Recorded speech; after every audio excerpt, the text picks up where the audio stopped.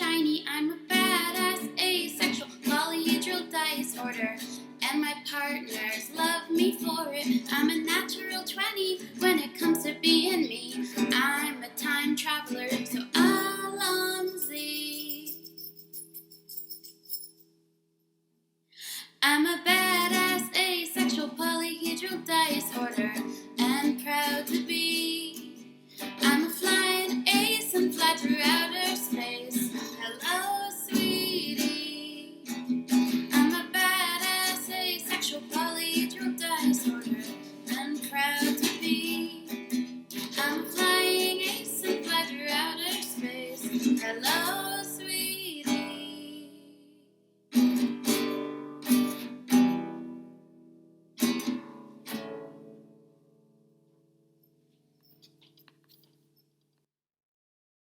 I'm a badass, asexual, polyhedral disorder. I'm proud to be. I'm a flying ace and fly through outer space. Hello, sweetie. I'm a badass, asexual, polyhedral disorder. I'm proud to be. In whatever sitch, like singing on Twitch or playing D&D. I'm a badass, asexual, polyhedral disorder. You may call me obsessive, but I just border on being a collector and being a dragon that sits atop my treasure. That's so shiny. I'm a badass, asexual, polyhedral disorder. And my partners love me for it. I'm a natural 20 when it comes to being me. I'm a time traveler, so Alonzi.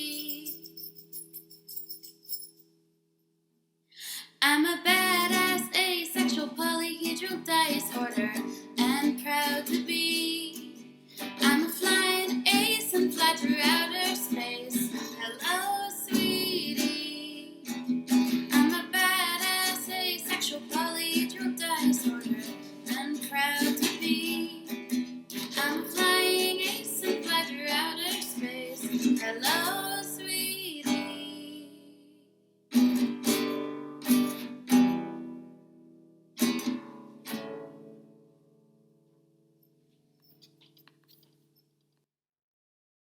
I'm a badass, asexual, polyhedral disorder. I'm proud to be.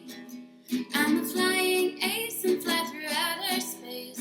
Hello, sweetie. I'm a badass, asexual, polyhedral disorder. I'm proud to be. In whatever sitch, like singing on Twitch or playing D&D. I'm a badass, asexual, polyhedral disorder. You may call me obsessive, but I just border on being a collector and being a dragon that sits atop my treasure. That's so shiny. I'm a badass, asexual, polyhedral disorder. And my partners love me for it. I'm a natural 20 when it comes to being me. I'm a time traveler, so Alonzi.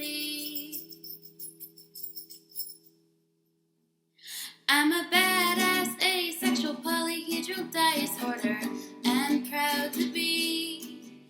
I'm a flying ace and fly through outer space. Hello, sweetie. I'm a badass, asexual, polyhedral disorder, and proud to be. I'm a flying ace and fly through outer space. Hello, sweetie.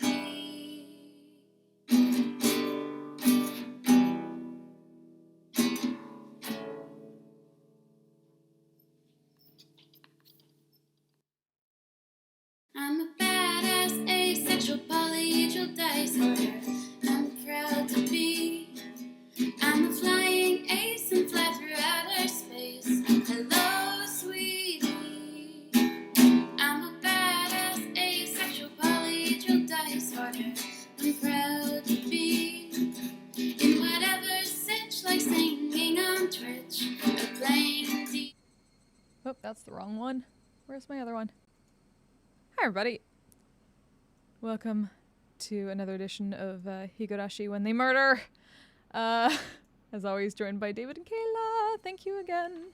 Hi, I'm Kayla. And I am David. It's always And a together pleasure. they are Kayla and David. Of course. Mm-hmm. Yep. So when last we left off, shit went down. Yes. Nah, nothing happened. You guys Yeah. missed nothing. You know, Keiichi, just murdered a guy. Had a talk with creepy girlfriend, who also may have murdered a guy, or who knows, they weren't going to talk about it. There is no Warren Bossing say. He went back. Yeah. Yeah. He went back to school as usual thinking, hey, everything's going to be fine now. But then fucking Satoko flipped her shit and was yelling about how, like, obviously, her uncle's still alive and he hurt her and she went Why are fucking you crazy. saying obviously? Like, it's an obvious thing that he is still alive. We literally watched Keiichi murder him and bury him. Yes. But, yeah. Then, we also, watched as everyone kept saying that Keiichi was, at the festival with them the entire time. And then, he noped the fuck out of going with, Rena and Mion to the dump.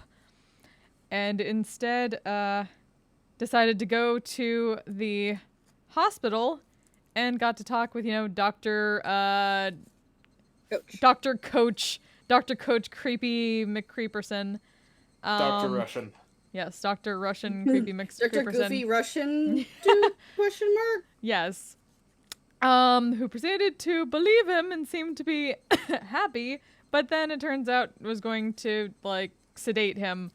And, so... I mean, as any normal doctor would if when someone just came said up they... and Yeah. said, I just murdered a bitch. I just murdered a bitch. Yeah. So instead of, dealing with the fact that he might be crazy or some shit, nope, he nopes the fuck out of there and, escapes and goes to, do the obvious thing, which is dig up the corpse and make sure that he killed the right person. So he goes to do that and then gets, fucking found out by, Oishi, the fucking... Terrible. Yeah, terrible ACAB. ACAB, yeah. Just ACAB. That entire scene was ACAB. It really was. So we ACAB'd until we never found a body. So, there is no body. There is no Warren Bossing say. Nothing happened. So what the fuck? And, I think that's where we left off, mostly. He went back home and... Yeah, that sounds right. Yeah, so, let's, continue down this road, shall we? And maybe, who knows, maybe we'll get to the end of this arc tonight. I don't know how many chapters this is.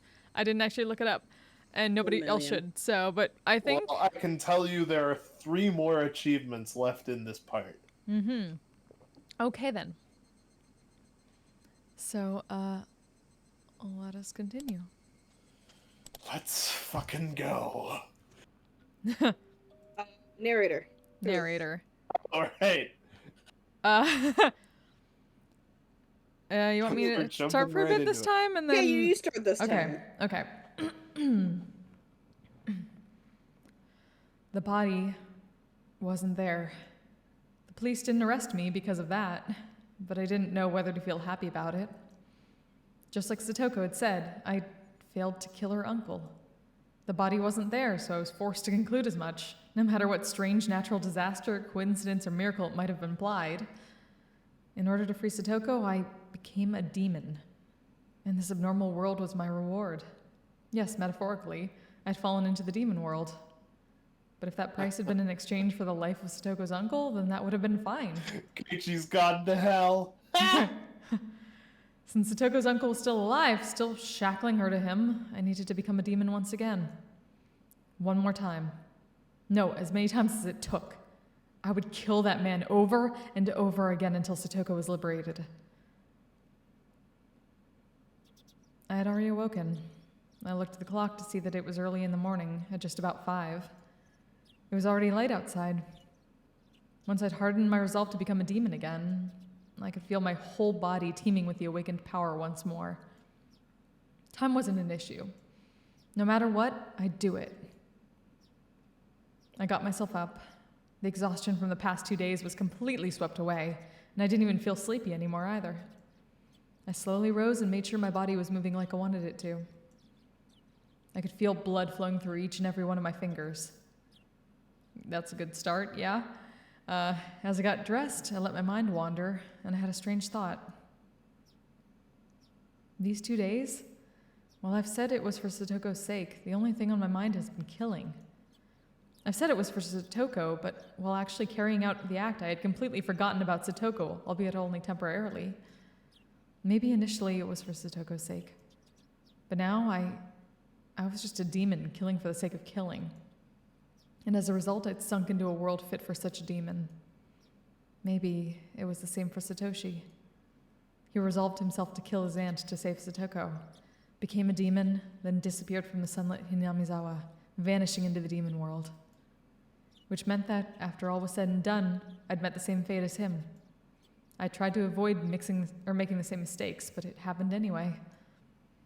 Which meant that maybe Satoshi was here. Satoshi had come to this world a year before me, so he would be here somewhere.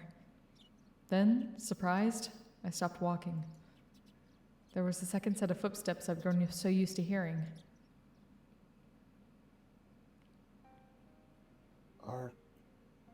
Could you be Satoshi? The empty, lifeless air wouldn't give me an answer. But I felt a strange kind of relief that there was someone there, that Satoshi had stuck with me the whole time. Let's go, Satoshi. Once more. This time we will set Satoko free for sure. I quietly slipped out of my house so my parents wouldn't notice. If they caught me now when I'd been out way too late for 2 days now, they'd give me a really angry talking to. I didn't have the time to allow that to happen. Today, I would put an end to it. If the dead body disappeared, then I didn't have to bury it. I could just burn it to ashes and then take them with me so I could kill him again every time he resurrected. I'd do it again. I'd kill him again. And this time I'd set her free. Outside, the morning light was so beautiful as to stagger belief. I went to the storage room to find weapons with which I could kill him for sure. Blunt or not, it didn't matter to me. Right now, I didn't need to care whether someone saw or if the police came. This world had gone crazy, after all. A world where I'd shown up at the festival and had fun even though I wasn't there. Even if the police arrested me, I'd probably end up going right back home as if nothing had happened. Both me and the other Keiichi Maebara. Even without me, he'd fill in. I could vanish from Hinamizawa without anyone noticing. So basically, I didn't care if I was mistakenly killed. Even if I died, Keiichi Maebara would remain. After all, this isn't the world I belong in. If I was going to be killed mistakenly for Satoko's sake, then that was just part of my duty as her nini. As those desperate thoughts became serious, the morning air felt more refreshing to me, strangely enough.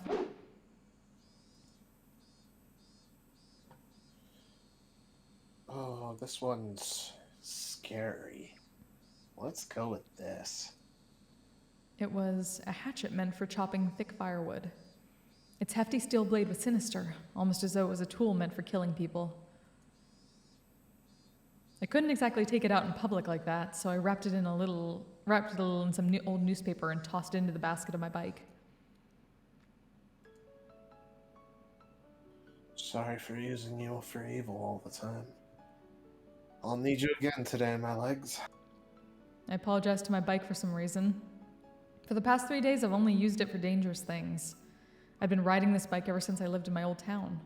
I could walk most places I wanted to go, so I hadn't used it all that much. My mom had bought it for me when I entered cram school, thinking it would be a convenient way to get to the station since it was far away. So I'd always used it to get back and forth from cram school. I'd only ever put textbooks and class materials in the front basket, too. I'd never tried to put a hatchet that I'd be using to kill someone in there. When I came to Hinamizawa, life finally felt fun. I met the best friends ever, had some of the greatest times ever. Those times might have been shattered now, but it was my greatest wish that I could get them back, even if I had to risk my life to do it. That's how fun those times had been. I killed someone, and now I was at it again, needing to kill someone. Murder was a crime. I didn't believe that people should ever think murder was okay. People die when they are killed, Keiichi. Except this guy, apparently. But still, the times I'd had were enjoyable enough for me to commit such a crime. My friends were irreplaceable, and the time spent with them a treasure. Hanging out, laughing, sometimes tricking each other, but always in a friendly way. I didn't fear committing any crime as long as it was for the sake of taking back those times that gave my heart so much pleasure.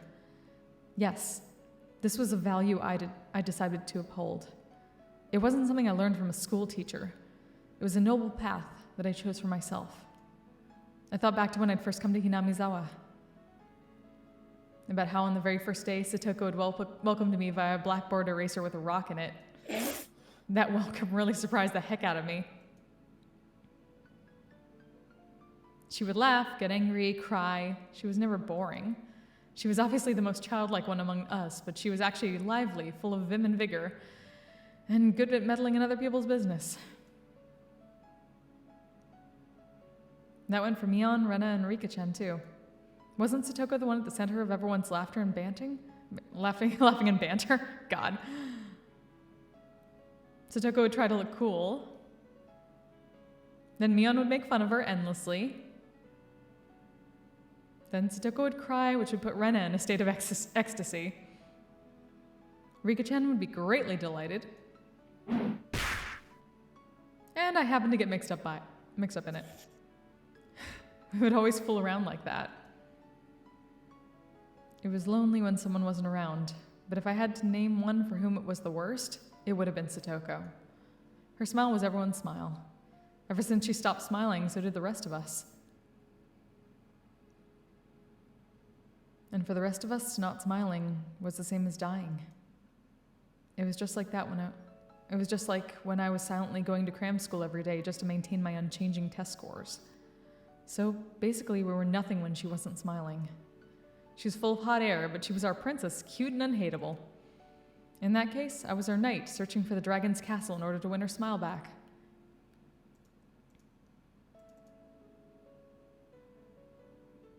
Knights, of course, use swords. The awesome two-handed kind. I'm probably the only knight in the history of the world to be taking someone on with a thick, rusty hatchet. Then I saw an old woman in the ridge of the field waving to me.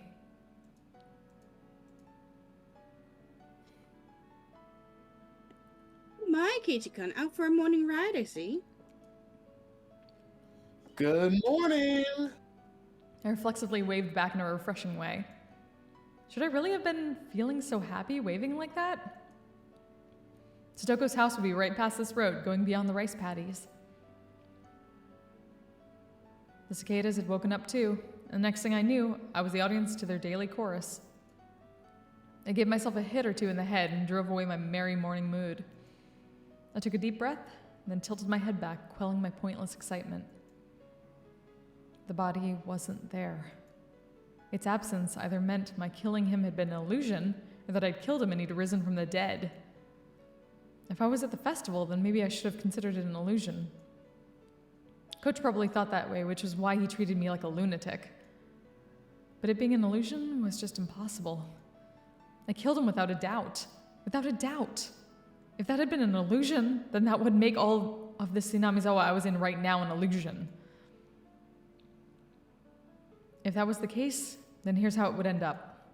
I was actually in a vegetative state due to a traffic accident, and I was currently dreaming in a hospital bed about how great it would be to spend time with friends in rice paddies like these.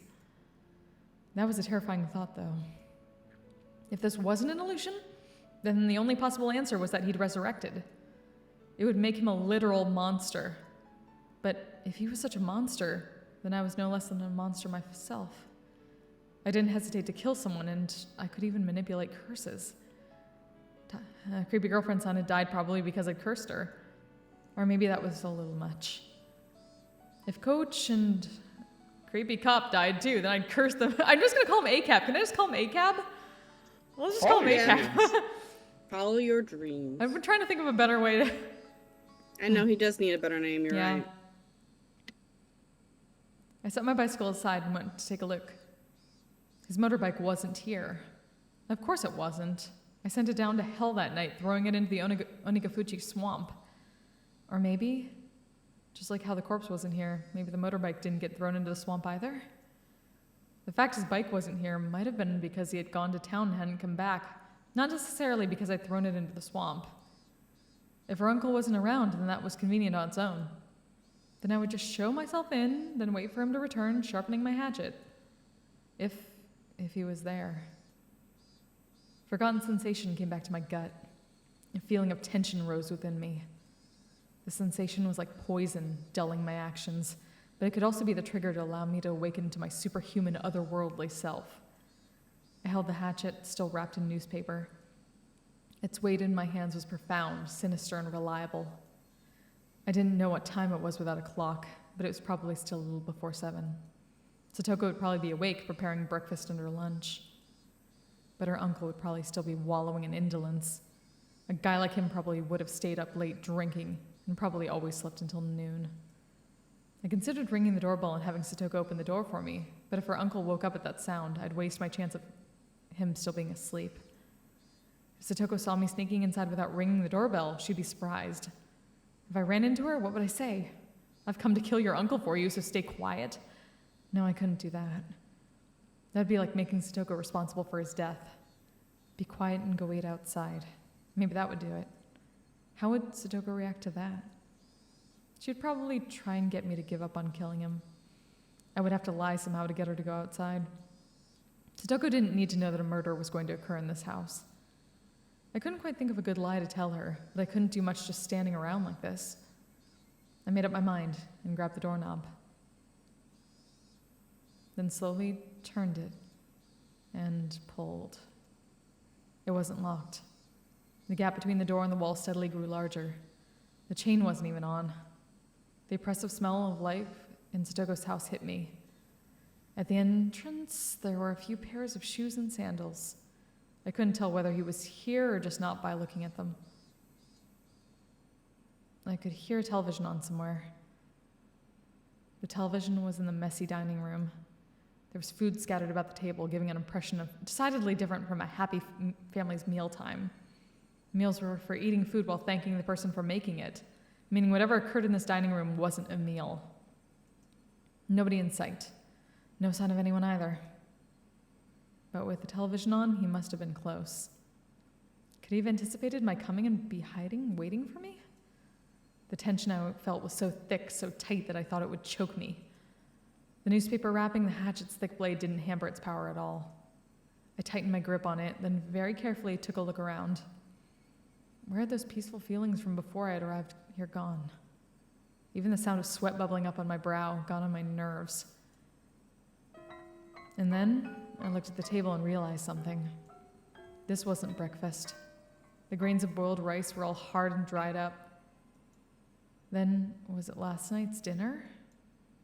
I left the dining room, keeping vigilant, went down the hallway and found the stairs to the second floor. When that man was playing with his friends, he looked out of a second-story window. It was highly possible that room was his own, and that he slept there. I tiptoed up the edges of the stairs, quietly climbing, without making a sound. I couldn't hear any kind of snoring. I didn't hear anything up there. I went through a few rooms, slowly and quietly opening the paper doors, checking inside. But I still couldn't find anyone around. To search more efficiently, I got down on the floor and pressed my right ear up to it. I could hear the television in the dining room, and a low hum, perhaps of boiling water. It was then that I started to harbor some feelings of suspicion. This house wasn't right. It seemed like people had been here since the TV was on, but it wasn't normal for nobody to be around this early in the morning. I silently descended the stairs and went back into the dining room. I looked at the food scattered about. Completely dried up rice, an overturned bowl of miso soup, the package for a side dish bought at the supermarket. I could tell Satoko had definitely been the one to make this. The food was far from Mion's perfection or Rena's gentleness, but it was sincere. Judging by how she cooked for me at my house and from the type and amount of side dishes, I deduced the meal was from last night. The number stamped into the food package read 830620, June 20th, 1983. That was yesterday. And there was food for two, which meant that this was last night's dinner. Satoko's uncle would have been here then. Stop it, Keiichi. Don't even think about saying the word impossible again. Anyway, her uncle was here last night. That much was the truth. He had found fault with Satoko's food, thrown the bowl of miso soup, and flung the rest everywhere. Hidden deep within my feelings of calm and composure was lit a flame of anger and a curse. Should I have ever shown this man any mercy? Bump. I heard the sound again, the one from before, like a water boiler. What was it coming from? The first floor? But where? The bathroom, maybe? I could hear the noise coming from the other side of the frosted glass at the far end of the changing room. It had to have been the sound of the water boiler for the bath. Steam was enshrouding the glass door, and the heat from it was leaking into the changing room when I was standing too. My misgivings deepened. People didn't normally take a bath this early in the morning. If one did, then it would mean that in this house, time had been stopped ever since some moment last night. Whistle, whistle, whistle. Was it being reheated? The water boiler in the bathroom had been active this whole time. I checked in the clothing basket and saw Satoko's familiar uniform stuffed in it. The uniform had stains and dried rice stuck to it, certainly not something she would wear today. It was probably from the miso soup at the dinner table yesterday. I looked hard at the frosted glass, but I couldn't see anything through all the steam. And then an electric surge ran through my mind, and a terrible premonition came over me. Could she? She couldn't possibly have been in there since last night. That would be impossible. But no, in Hinamizawa right now, nothing was impossible. I gulped audibly, then quietly pulled aside the glass door. Hot, steaming air burst out of the slight opening. The fan wasn't on in the changing room, so I went completely white with the steam. Just as the hot vapor poured into the changing room, cooler air also flowed into the room with the bath. And I just heard, due to being hit by that air, a very weak moan. That was all I needed to know who it was.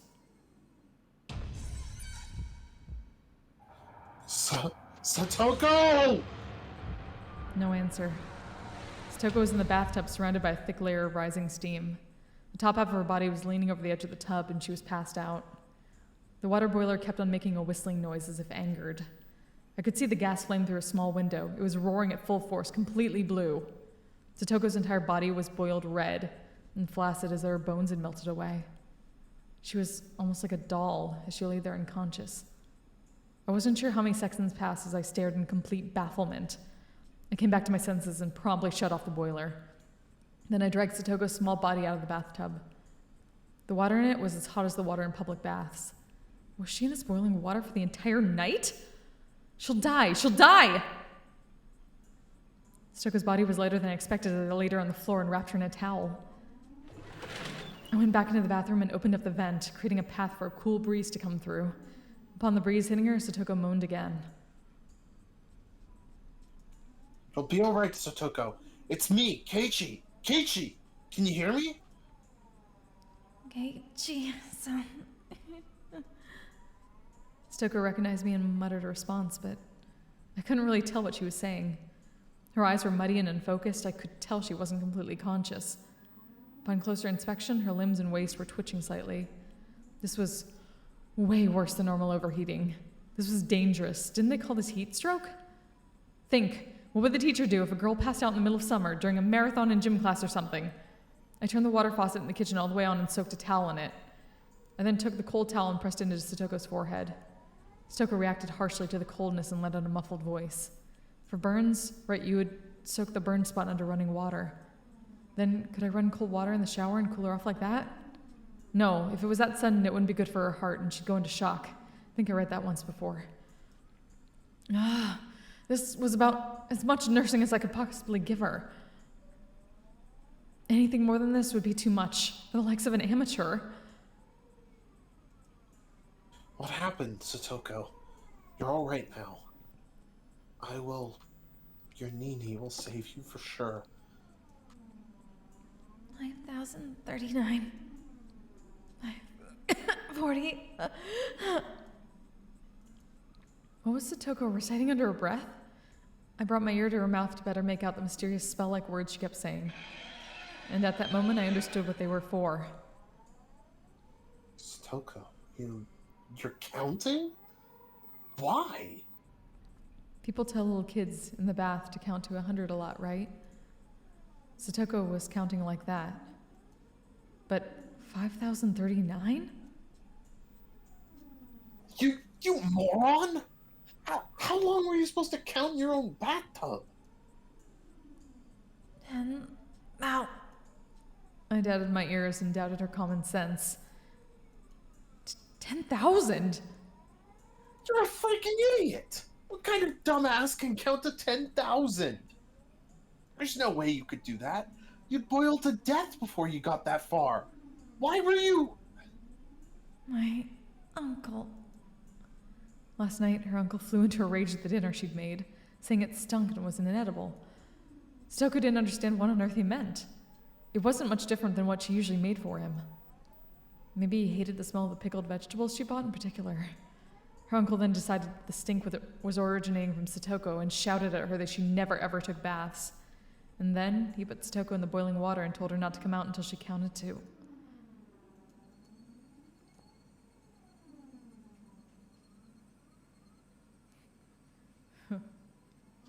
Ah! I'll kill you! Ah! I snapped and exploded. Raising the newspaper-wrapped hatchet, I stampeded through the house. I searched for anything, traces, signs, smells, vibrations, heartbeats. With a war cry, I raced up the stairs with such force that I could have stomped a hole through them. Then I found the futon in the room I thought to be her uncle's, and well aware he wasn't sleeping in it, I bashed it with a hatchet. Did he run into the closet? I'll bust the entire closet door down and all. And if he's not there, maybe there's a secret door.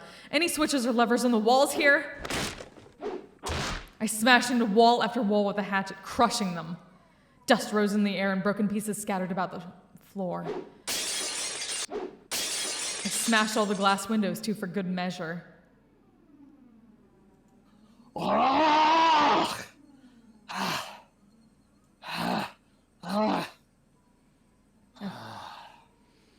After I destroyed everything beyond recognition in her uncle's room, my reason finally kicked in and suppressed my emotions. Anyway, her uncle wasn't in the house right now. I'd have to leave killing him until later. Right now, I had to do something about Satoko. I went back to the changing room. Satoko was still lying limp on the floor. There was nothing more than an amateur like me could do for her. Give her some water, dumbass. Right? I needed to take her to the clinic. Coach had treated me like a lunatic yesterday and tried to lock me up in a mental hospital. I never wanted to see his damn face again, but I still needed to go to the infirmary one more time. I needed to have a doctor look at Satoko. I thought about putting her into a dirty uniform lying in the laundry basket, but I had no experience dressing someone, so it would be pretty difficult. Shit, I don't have time to be wasting here. I eventually gave up on clothing her and decided to carry her in her bath towel. The clinic was close to Satoko's house. It would be way faster to carry her there than to call 119 and get an ambulance. I threw the biggest towel I could find over her and prompted her to stand. Can you stand? I'll carry you over to the clinic. Thank you. Her words sounded clearer than before. She was starting to come back. I cried tears of relief just knowing she'd improved even a little bit. Satoko turned over so she was lying on her face and then put up a weak struggle to get up on a knee. I smoothly swept her up and put her on my back. The towel I put on her seemed like it was about to fall off. The towel, it hurts. We'll be there soon. It won't be long, so stay strong. It didn't hurt one bit to carry Satoko. She was light, too light. The lightness actually made me uneasy.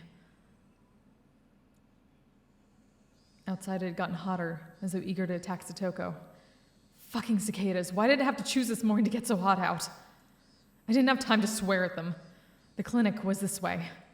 Hoisting Satoko on my back, I broke into a trot. What? That's a fast... Huh. We had such a long one last time. Yeah, I guess so. Want to swap over for now, Kayla? I mean, if you want, I can swap over with you. Oh, she went BRB. Yeah. I can go a little bit longer. Sure. The hilly road to the clinic, with which I had never had difficulties before, was now torturous. Big beads of sweat formed on my brow, and at some point my breath had grown faint. The hatchet in my belt was heavy and made it hard to walk. I considered leaving it, but I couldn't let it go, at least not while Satoko's uncle was still breathing. The signboard for the area clinic came into sight. but I quickly noticed something was odd, so I stopped. Several red revolving lights were flashing at the clinic. 3 police cars were parked in the parking lot with their lights on. There didn't need to be much else to inform me something had happened. I didn't want to see Coach, so I'd planned to leave Satoko in the clinic waiting room and give the receptionist a message. But with that police officer A-cab here, I couldn't go inside so carelessly. Oh, why does there have to be character art of Satoko like this? Yeah. What's going on? Why are there so many police cars? I gently put Satoko down in the shade of the thicket. I don't know. I'll go see what happened, so you stay here for a moment. Leaving a lady in a place like this is wearing nothing but a bath towel. Simply unforgivable. You can still fire off those insults. You'll be fine. I'll be right back. I added, getting to my feet. Cautious of my surroundings, I hid myself behind a car and got closer to the officers grouped at the clinic's entrance. I overheard an officer wearing a necktie, probably their leader, with a white-robed doctor having a discussion about something. The doctor didn't seem to be Coach. It was one of those who Coach told to make me tea yesterday.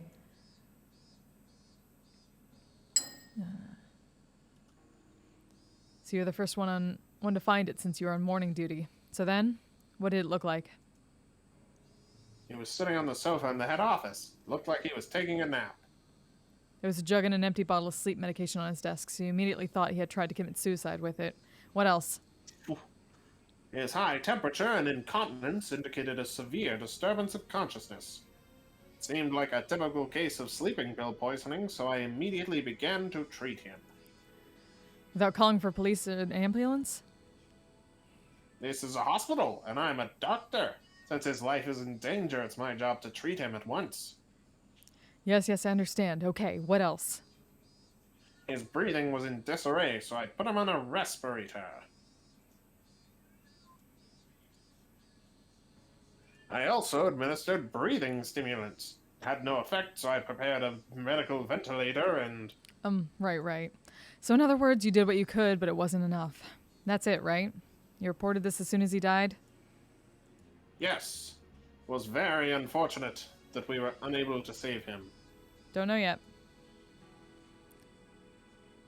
Just then, a radio in one of the police cars started to buzz, producing a broken mechanical voice.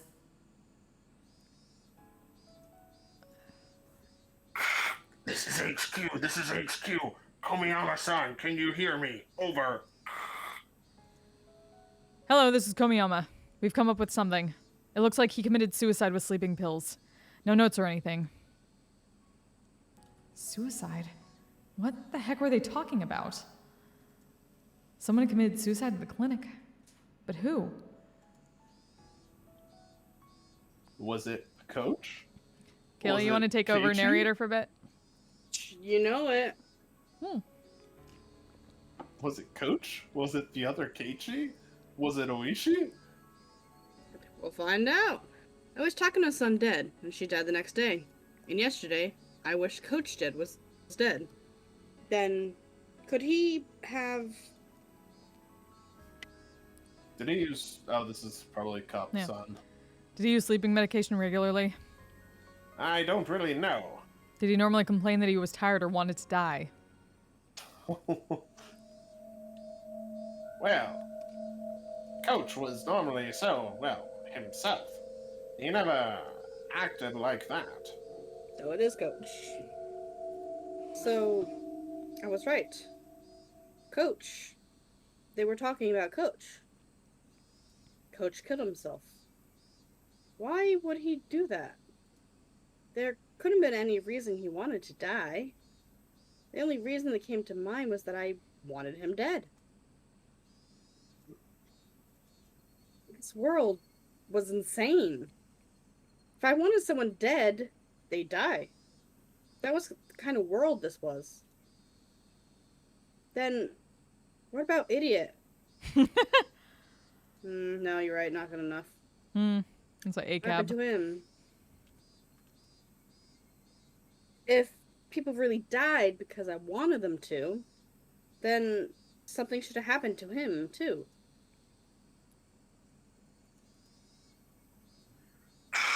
I sent you backup. The chief wants you to leave the rest to them and get back to searching for Orishi's car. Yes, sir. Please excuse me then. It looks like we're getting relieved here, so please leave everything as it is right now. All right, let's go. The officers nodded and split up into the patrol cars. Did they just say searching for Oishi's car? Searching for his car. That meant he had gone missing? Creepy girlfriend song? Coach? An ACAB? When I wished for it. The very next day, they disappeared.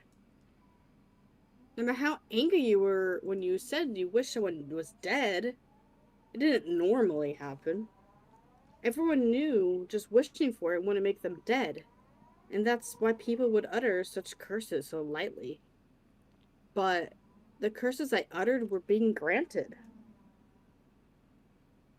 At the time, I haven't even been walking, and yet, tap, I heard a footstep. The footstep. And it wasn't only one this time. Tap, tap. They came from behind. And they stood right behind me, reaching a hand for my shoulder. Is it the answers? No, probably not. Yeah, we would not. We're not that lucky yet. Yeah, right. Oh. Yeah. Would you mind telling Oh, me what's yeah. going on? Satoko's in a bath towel now. That's Ah! good. She's fucking at least. burned. Satoko!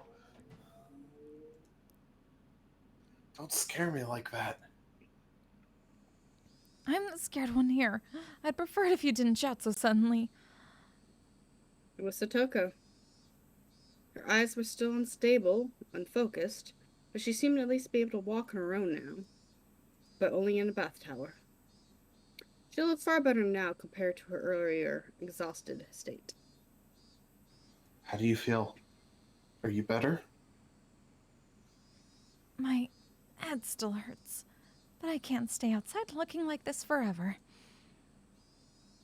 She gave a smile, a show of courage, but her legs were still shaky. Anyway, what on earth is going on? From what I just heard the police talking about, Coach apparently committed suicide.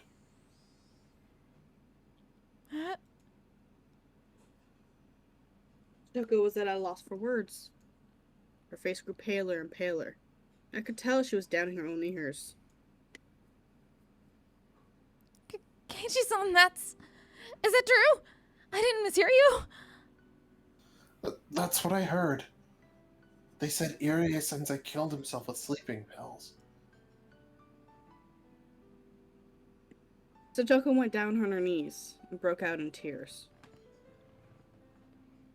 It can't be. Coach Chi would never ever kill himself. As I watched Satoko crying and clawing at the grass, I felt myself trapped by guilt and remorse.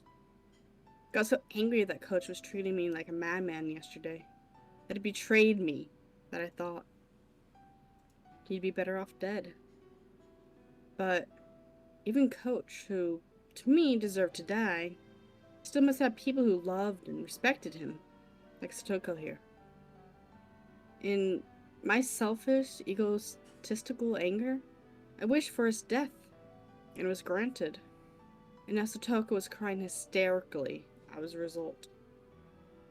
The guilt tore at my heart.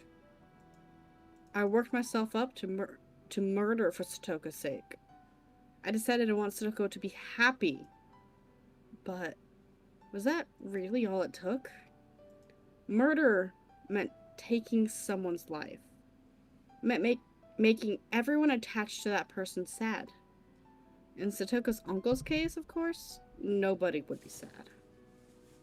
So I didn't feel a sense of guilt at all. But Coach's death was different. I had wanted to make Satoko happy, and that resulted in me inflicting a deep sadness upon her, hadn't it? But Coach killed himself.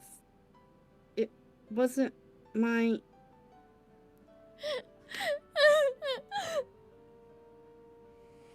Stucco still hadn't stopped crying, but she seemed to be a little calmer now. Wiping her tears, she stood up. I'm sorry. Oh, I'm sorry, that was. sorry. And the only thing I could think of to say to her was an apology. Why are you apologizing? Well, yesterday I got into a fight with Coach, and I thought that I wanted him to die. I wanted it, so he really. Satoko looked at me dubiously for a few moments. Eventually, her expression softened as she interpreted my words in her own way. It isn't your fault, Keiichi-san. Coach was an adult too. He felt like there was something he had to give his life for, and chose to do so after a lot of worrying and suffering. It's not anyone's fault. She smiled a little, trying to comfort me. I do not want to be naked forever. I want some clothes. Are you okay? Shouldn't you get someone at the clinic to... I won't die from putting on clothes before going. Satoko readjusted her bath towel and started back along the path. Her stride was wobbly, and it didn't look like she recovered as much as she let on. At first, Satoko tried to go back home, but it was the time of morning when people were going to school and to work, so after seeing people walking around, she thought better of it. She must have been pretty embarrassed wearing only the towel. I'm going to Rika's house. My clothes should be there. What's wrong? Keiichi-san? Satoko noticed how I was hanging my head and spoke to me. Despite how he might have come off, Coach was an adult, all right? He would certainly not have killed himself after a petty fight with you, Keiichi-san. Please stop blaming yourself. Silence. At first, I thought it was a coincidence, but with 3 people now, I couldn't discard the possibility. There's no such thing as impossible in this world, after all. These past few days haven't made any sense. What hasn't? Sadako seemed to be having trouble breathing, but she still tried to listen to what I had to say. At the Watanagashi festival the day before last, you went home on the way there, right? And I went there and had a lot of fun. Yeah, way to bring it up and rub it in, Keiichi. Yeah, way to go. So it would Rude. seem. I do apologize for getting so upset with you about it. Sadako remembered how she blew up at me in the classroom yesterday. Bowed to me a little. If I said I didn't go to the festival at all, would you believe me? Sadako looked at me, confused. She couldn't help it, of course. Of course I wouldn't believe you. What are you on about? You wouldn't, right? I don't believe it either. I mean, I didn't go to the festival, but everyone's saying I hung out with them there. Nobody would believe it, right? Are you being serious? Yeah. Ever since the night of Watanagashi, everything's been messed up. These weird footsteps suddenly started following me everywhere. A drain from Stako's expression. Footsteps following you? Yeah. I thought it was just my imagination at first. They stayed with me. They're probably still there. I can't tell them apart now because of your footsteps, though. Satoko took a long, hard look at me. Maybe she was doubting my sanity. Coach did the same thing. I mean, why wouldn't he, after telling him this? The more I thought about it, The more I was unable to endure the feeling that my hatred for a coach had been meaningless. On the day of Watanagashi, I didn't go. I was doing something else the whole time. I wasn't sleeping or unconscious or anything. So it's not possible that I walked to the festival in my sleep and forgot about it afterwards. That is quite strange. And how are you at the festival? That's what I mean! I didn't go to the festival! No! I can't let myself get emotional. If I get agitated now, that'd be like proving that there's something wrong with my head.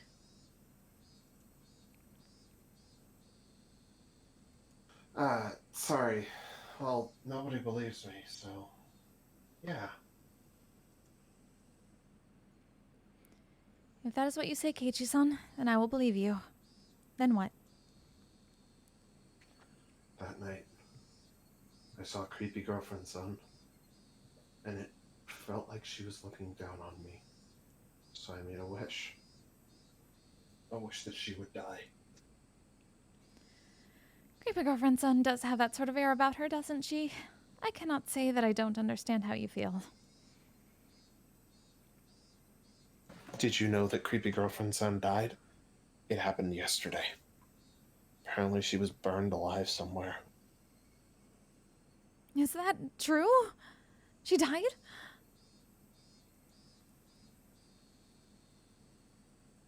I wished for her to die.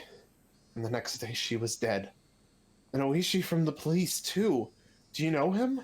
That annoying and fat detective guy. Satoko nodded a little. I heard from the police earlier, but apparently he was missing. And yesterday, actually, I wished that he would die. Is all this true? I'm not lying. I don't want to believe it either. But it's true. Creepy girlfriend son, coach, and ACAB. I wanted them dead. And then they really died. He's wished for a lot of people to die. He sure has. For a little while, Keiichi's been in a very bloodthirsty mood lately, though. Yep. It's very true. Very true. A long silence ensued.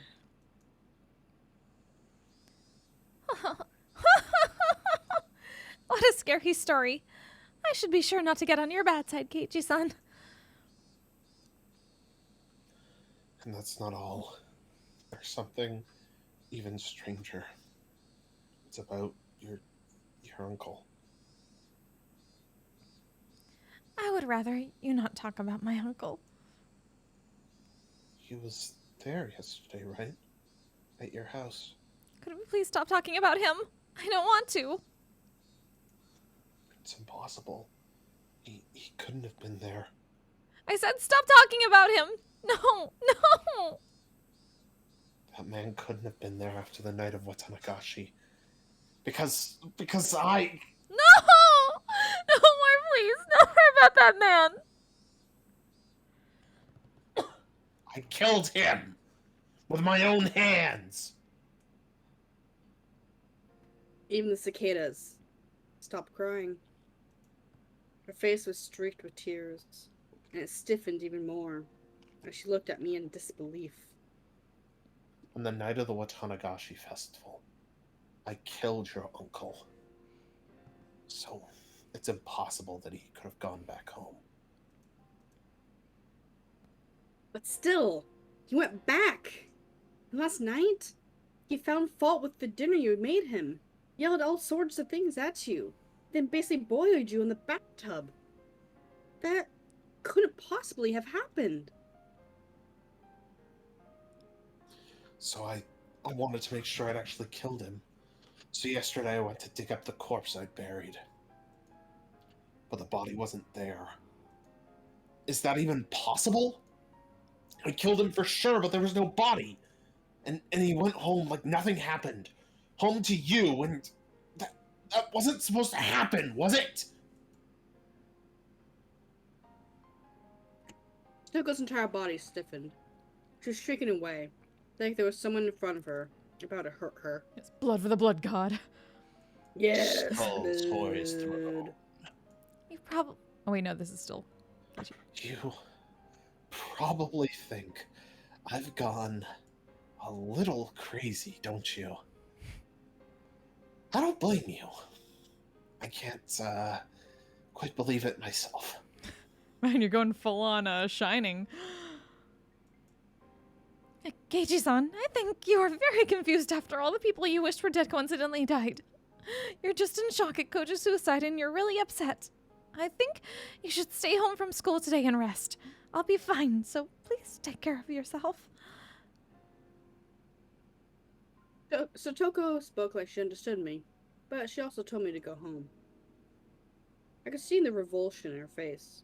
I knew that she didn't want to be around me anymore. Once I show you to the clinic, I'll go home. Your legs are still shaking, aren't they? It'd be terrible if you collapsed halfway there. Really, I'm fine now. I do not want to expose my negative self to a man any more than this. Huh.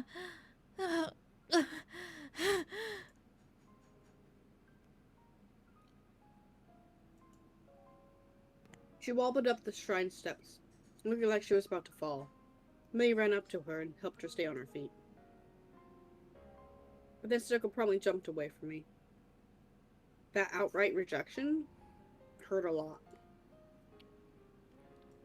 When she got to the top of the stairs, breathing was ragged, and she wasn't even looking at me. At this point, I was being ignored. It was more like she didn't want to have anything to do with me. It was really a feeling of rejection. I mean, you did just tell you killed a man. Yep. You sure did. And that hurt my heart more than any blade could have. This was the path I chose for her sake. To be treated like this at the end of all of it was just so saddening. That's not fucking her fault. Yeah, that's your fault, dude. Don't be naive, Keiichi Maebara. You never wanted to be repaid in the first place. You didn't do it so that Satoko would thank you. You did it so Satoko could be happy. And that was led to this ending. Rika-chan's house was a disaster prevention storehouse used by the town council. If you went past it a little further through the shrine grounds, you'd apparently reach the back of the assembly hall.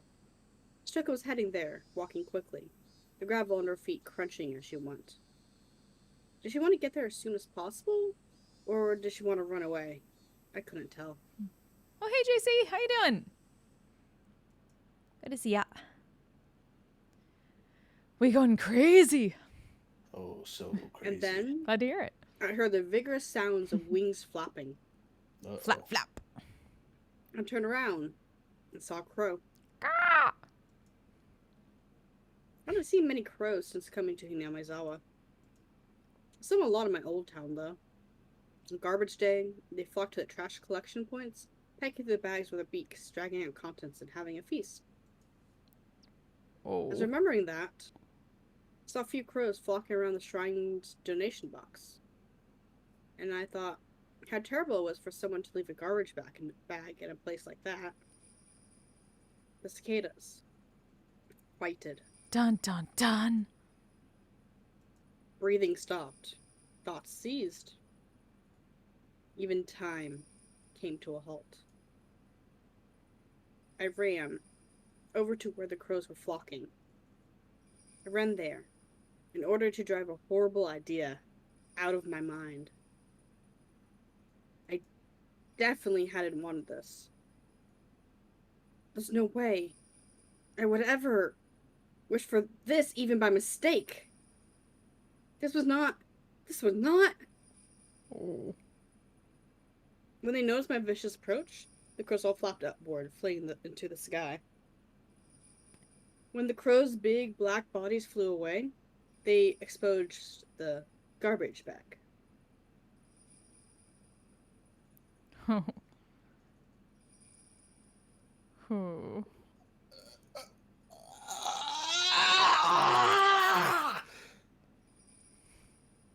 What had I seen there? The scream had escaped from my throat before I understood what I was looking at. What was this? Stoker came over as well, realizing something had happened. And she looked over my shoulder. Then she screamed as well. This wasn't... The garbage bag was crimson, dyed in fresh blood. Enough of the stupid roundabout way of saying it. Thank you. That's right. Yes. It was Rika-chan. Our friend. Satoko's best friend. Was easygoing, clever as a cat, was so cute you couldn't hate her. And also just not saying anything this entire chapter. Except Meep. Except for Meep and Nippa. Meepa. Our friend, Rika-chan. She was... Rika-chan was stark naked. She was faced up, limbs sprawled. Eyes were like glass. Just staring up into the sky. And...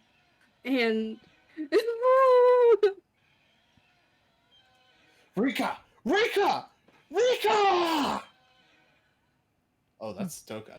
Oh. Rika! Rika! Satoko broke down crying on the spot.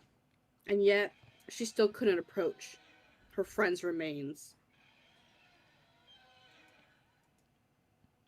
Rose had gotten through the garbage bag and dragged out an apple peel and spread it all over. No. Crows, they couldn't do this.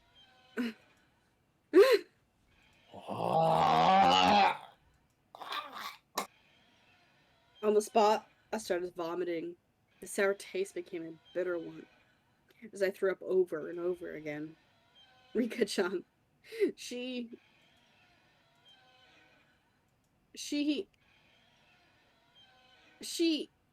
her stomach was cut wide open vertically. Completely open. To trigger, there's the disturbing imagery in the trigger warning. We got to it. We found it. Yay! Rika!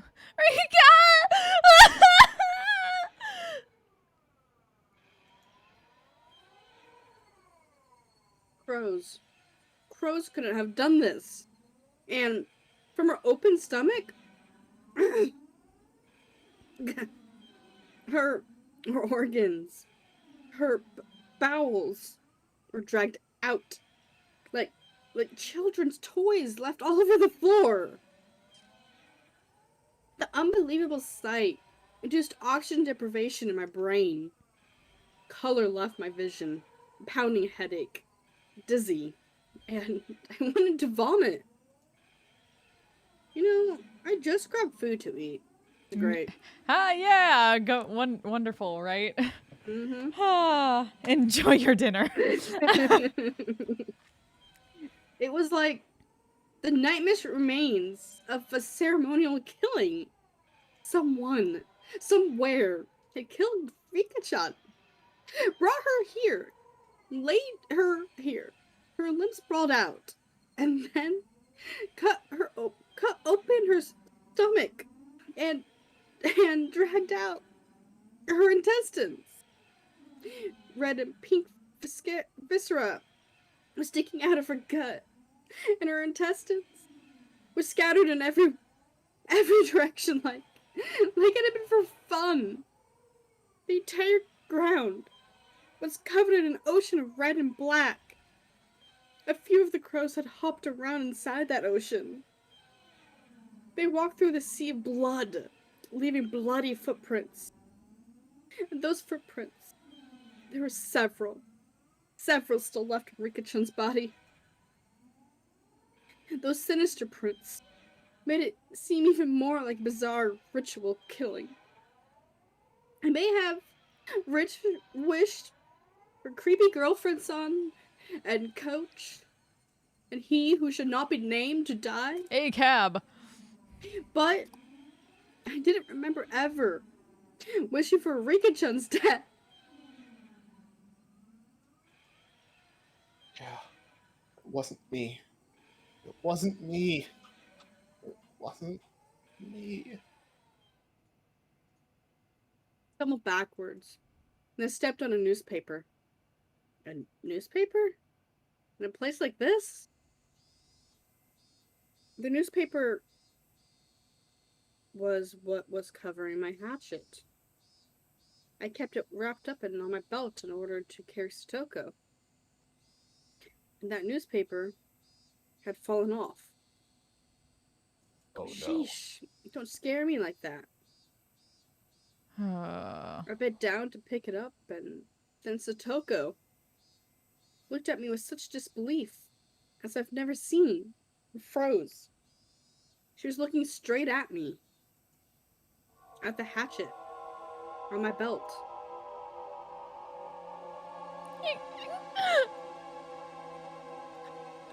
Calm down, Satoko. This isn't what it looks like. Satoko, trembling madly, backed away. It wasn't me. It wasn't me. It wasn't. Murderer! She didn't care at all that she was exposing herself through the towel. She just trembled and tried to step back from the demon in front of her. Satoko, please calm down. Please relax. Satoko! No! No!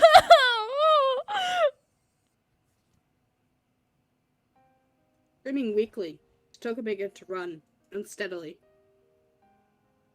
Run away, that is. Wait.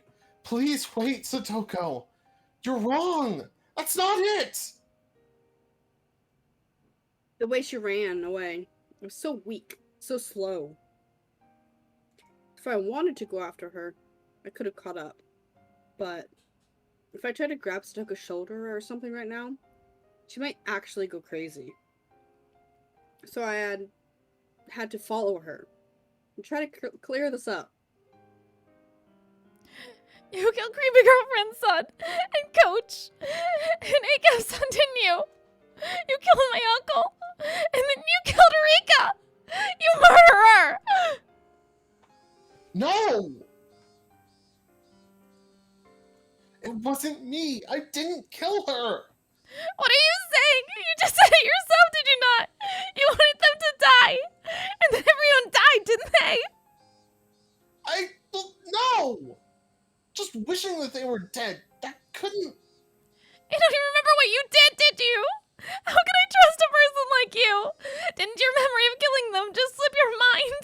No. Maybe you're only pretending not to remember. Besides, what is that hatchet for? Try explaining that. It's for...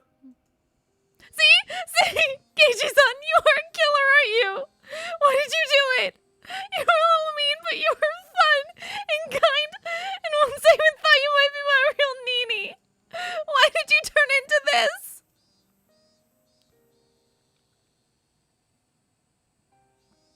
Might have been able to slowly answer each one of Satoko's questions at a time.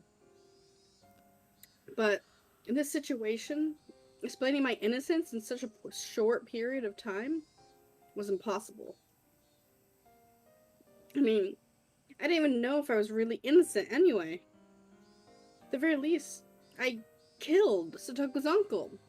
There's no body, but I killed him. Without a doubt. At that point, I was far from innocent. And I wish creepy girlfriend's son, Coach, and ACAB were dead. And that curse of mine was granted. When I wished for a creepy girlfriend's son to die, I didn't think it was any more than a normal thing you say to someone you didn't like. But then she actually did die. I realized that if I wanted people to die, they would. And hoping it would happen again, I cursed Coach and ACAB to the same fate. So, Even ignoring creepy girlfriend's son's death, coaches and ACAB were completely premeditated crimes. Was I a killer? Just like Satoko said? Was I unable to distinguish between illusion and reality? And turning into a demon without remembering it?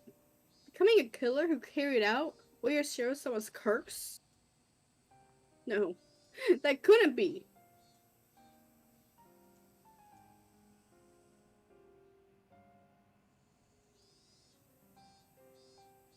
It was impossible. That very word, impossible, is impossible in Himamizawa right now. How many freaking times have I said that word in the last 3 days? Satoko had started crying again and was walking unsteadily. At first it felt like she was still running, but now it looked like she was walking away crying from someone bullying her.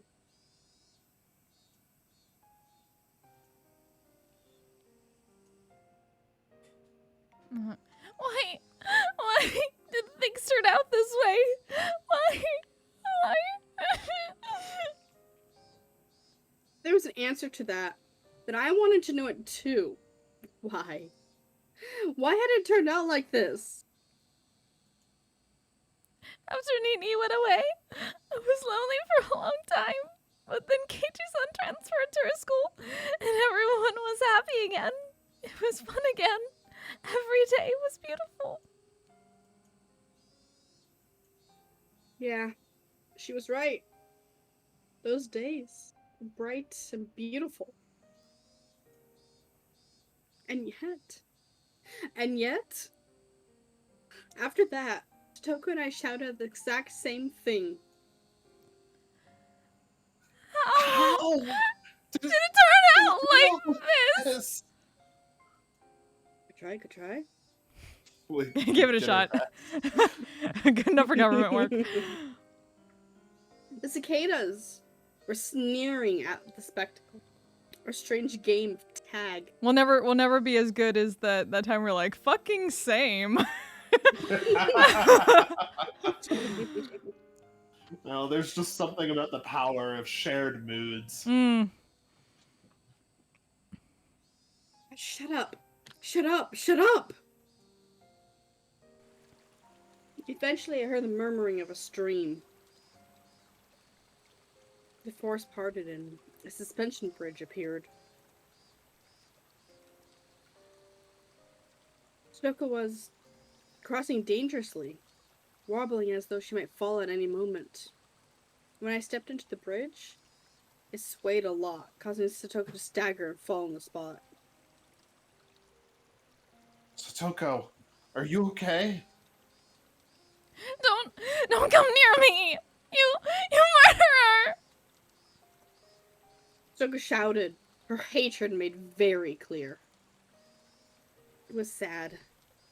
Words could cut, and this warmth flowing from my eyes would have been blood for sure. Why did you turn out this way? Keiichi-san and I really liked you. I wanted to go up to her and give her a hand. But the distance between us was uncrossable. If I got any closer, Tucker would start shouting again and say things that would hurt me deeply again. So I couldn't approach any closer than this. Satoko, I don't know how things turned out like this either. But I can say this.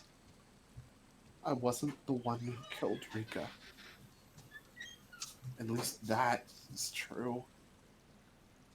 Please stop being so absurd. How do you expect me to believe anything someone who couldn't even rely on his own memories has to say? I tightened my hands into fists. This was mortifying. I wasn't crazy. Hinamizawa was crazy. Ever since I wandered into it, lost on that one night. This insane world where I was at the festival when I wasn't, and the uncle I killed was alive, where death could just come just by wishing for it. It was this world's fault. Mion and Rena started acting strangely, like they were possessed by something too. And Coach wouldn't believe anything I had to say. And even Satoko, who I should have protected, was yelling at me like this. Was the price for killing a man supposed to be this high? Was I really going to be forced to stay in such a bitter world? I did the right thing. At least I wanted to. So then, why? I hated it. Every time I asked why, the days Satoko and I enjoyed in peace went so wrong. Satoko, please believe me. I'm not a murderer. Then what is that hatchet for? Can you give a convincing explanation for that? Is this hatchet scaring you?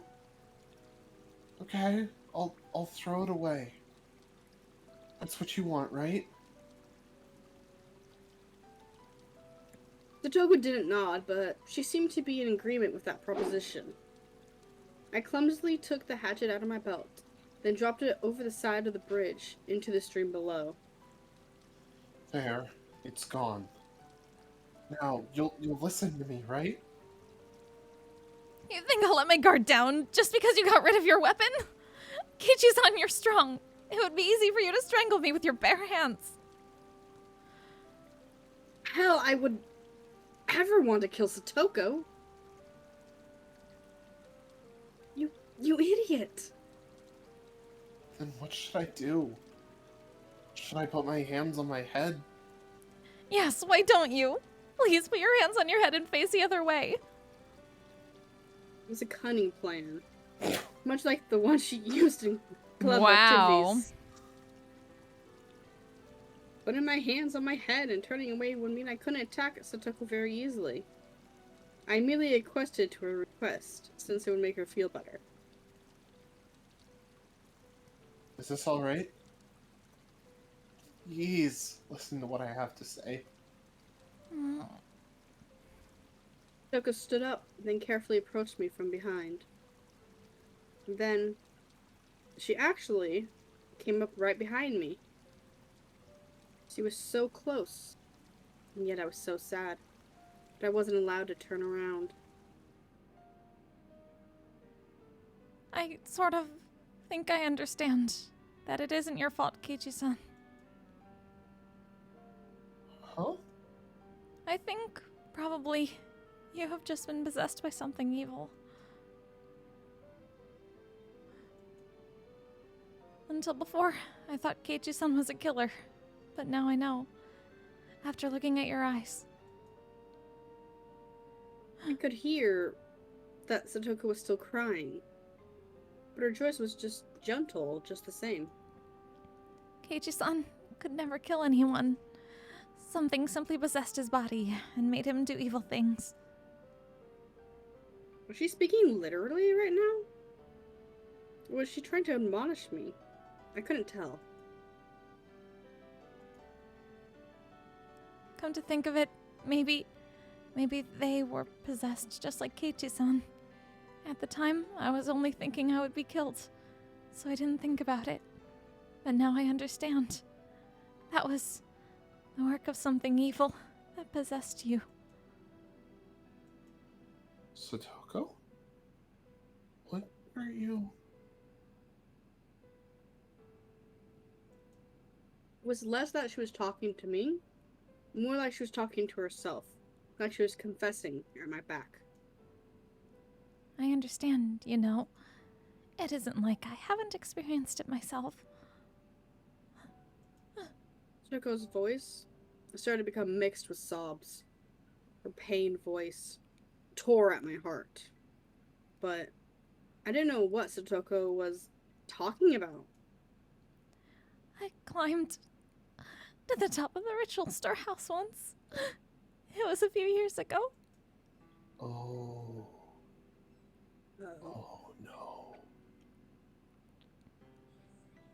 Once, when Satoko was playing hide and seek at the shrine grounds, she climbed onto the roof of the storehouse for ritual implements, which everyone said not to go near, and hid.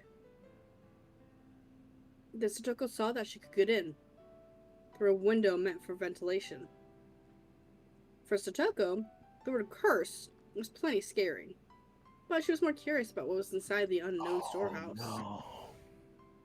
Oh no. She took. She removed the grating on the window. Oh, thank you. Sorry. She moved the grating on the window, which was already hanging off, slid her small body into it, and climbed down inside. It was too dark to see much, but after descending, she realized just how high she'd been. Despite the darkness, she could see a few things around her thanks to the faint light coming in from the air window. To her disappointment, it was just a regular old storehouse. She tried to leave, but the door was locked up tight from the outside and was made not to open from within. I wonder why. She would have to go out through the ventilation window she came in from. But the window was high on the wall, and there's no way she'd be able to climb back up. Stoker desperately tried not to cry, racked up her brain thinking of a way to get out there. There are a lot of bird-cage-looking things hanging from the chains from the ceiling. She took the hanging chains and strung them along the wall. She climbed up the bundle of chains. She might be able to manage to climb up to the ventilation window. There was nothing else she could do, so she had to try. A try she did. It was dark and creepy, and she didn't want to stay there forever. The more she thought about that, the more she panicked. She climbed the bundle of chains. She could hear the clinks and clangs of everything creaking under her weight. But then, just her hand reached the window. One of the metal fixtures she used to stick the chains on the walls flew off, and the chains all began to pull loudly and fiercely every which way. Spirited on by the sounds behind her, she managed to get back onto the roof from the window. Because of the weight of the flaring bundle of chains, the other fixtures broke. And then one of the birds' cages hanging from the window on the ceiling fell to the floor with a huge noise. Under it was the image of Oyashiro-sama, his vessel, and the cage took off one of the arms, then trapped some other implements beneath it. It didn't take very long for her to grow scared of what she'd done. The deafening noise could be heard from the rest of the shrine grounds. A few other children heard it and gathered around. And, of course, Rika was one of them. Then, Rika's father, the shrine priest, with an angry look, ran over. And then, as for what happened next, it was painful to remember. The only one who knew where Rika-chan's parents kept the key to the ritual storehouse was Rika. So, he scolded her, saying that this happened because Rika pulled a prank and hid me in there. He was very angry and menacingly. Just looking at him was enough to frighten anyone. He smote Rika's back and took a strangely shaped ritual cane or something and struck her with it several times. Rika's words at the time, "It wasn't me. It wasn't me. I'm sorry. I'm sorry." That pitiful voice. I still can't get it out of my head. I should have said it was me. I should have said so, to save my best friend from that false accusation, without being afraid of Rika's father's terrible temper. Rika gritted her teeth and cried at the crime she didn't remember doing. Ever since then, the world had been strange.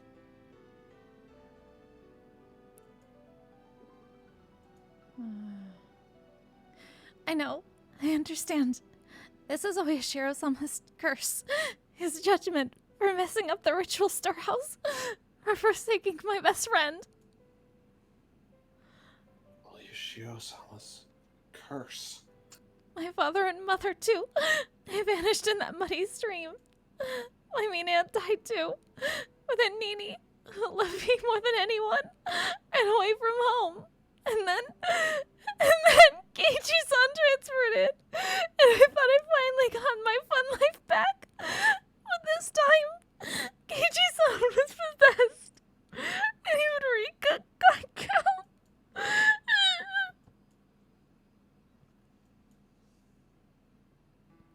There's something I heard once. Higurashi, when he really curses someone, he doesn't kill them right away. He goes in order of your closest friends. And after killing them all, he kills that person last. So Keiichi-san, the curse got to you too. Oh, this is still. Oh, this is Yep, still a it fucking. sure is. I'm sure the Renaissance and me and son will be cursed next. And then I'll kill and be killed. No, no more. No. Calm down, Satoko. There is no curse. Nobody is trying to torment you. When I turned around, I was thrust away with amazing force. Given my hands were awkwardly placed on my head, I couldn't take the fall and lost my balance. I'd been pushed not into the bridge, but to the side. Towards the stream. No. This can't be happening. As one last miracle, I was allowed to grab a cord hanging from the bridge. Far below me was the stream. And pretty high up, and below were rocks of all sizes. If I fell, it clearly wouldn't be pretty. The entire bridge was tilting under my body weight. My frail little grip probably wouldn't last another minute before my fingers had to let go. Satoko! Satoko! I don't understand myself what I meant by shouting her name then. Was I asking her to save me? Or was I asking her why she did this? Finally, everything came back into focus and I saw Satoko. I was surprised at what odd expression she had. It was the first time I'd seen it. It was expression, righteous anger meant only for those who needed to die. Die, you murderer! Give him back! Give back my Nini! Give back Rika and Mommy and Keiichi-san!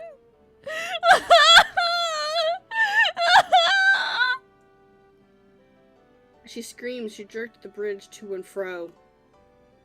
She didn't have to do that. I was going to fall anyway. I won't lose the likes of you! I won't lose to some stupid curse! I will never, ever lose to you! You took everyone! I will never lose to you, not ever! Satoko, please, just let me say one thing. I don't know what my face looked like at the time, but it seemed like it was enough to quell Satoko's agitation. I know that what I did isn't exactly praiseworthy. No, in fact, maybe I should never have done it at all. But I did it because I wanted you to be happy. Please, just believe that. You, at the very, very end, you're still pretending to be Keiichi-san! Satoko didn't seem to have any more desire to listen to what I had to say. And for that to happen at the very end like this? Tragic. I didn't do any of it so you would praise me. If it made you happy, that was all that mattered. We were nothing. Without your smile, we were nothing. So after I disappear, please smile. If you can get on with your new life by my dying, then please, just smile. Can't you at least promise me that? Stop speaking! Don't use Keiichi-san's mouth like that! Fall down! Die!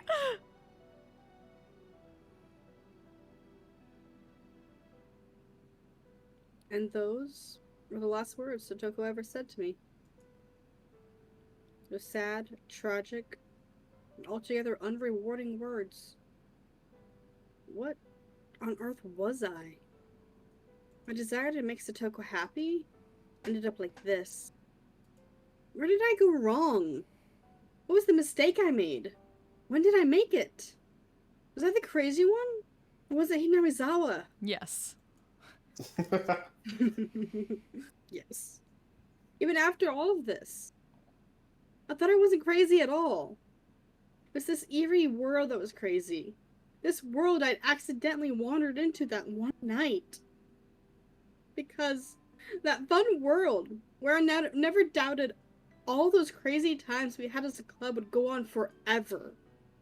It couldn't possibly have transformed into such an abnormal world.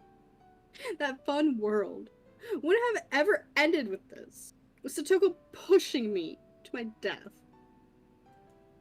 In the end, I was going to be swallowed up by this crazy world and disappear. No, I'd probably already disappeared. Yes, probably. On the night of the Watanagashi. I'm sure that in the world that I really belonged to, I had vanished that night, and everyone was worried. It was laughable that I'd taken this long to figure out I wasn't around anymore. Where's Shirosama's curse on the 5th year? Satoko's uncle's dying, and me disappearing. In the real world, Satoko had already been freed. Maybe my friends were all lamenting my disappearance and valiantly trying to get back on their feet. And even though they were down to 4 people, the club would reopen, and they would have a good time without me, waiting for the day when I would come back.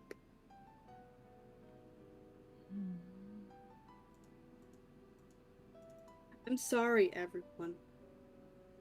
I couldn't come back home. But this is what I wished for. It was my wish for Satoko's smile, and my duty as her Nini. At this point, there'll be nobody left to torture you.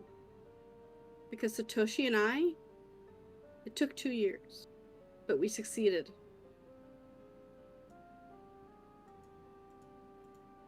That annoying, toothy smile of yours, we wanted to see it one more time.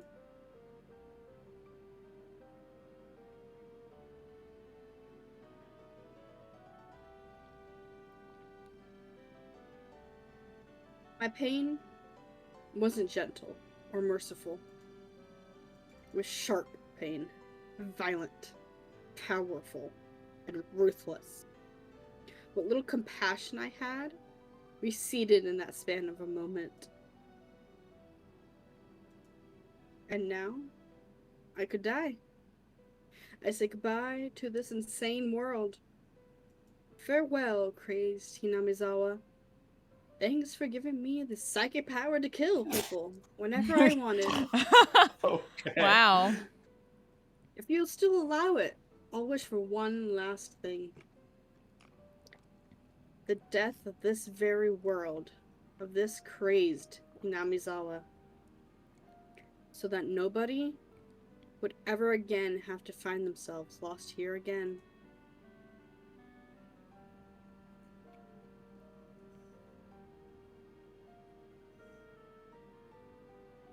Such happy music for getting tossed off a Yay. bridge. Good times. So is Keiichi just dead? Seems like it. Yeah, it really seems like I it, get some doesn't tips. So, let's see. That's your new tip. Well, we Achievement still unlocked, got demon. two more. Demon. We still got 2 more achievements That's left true. to go.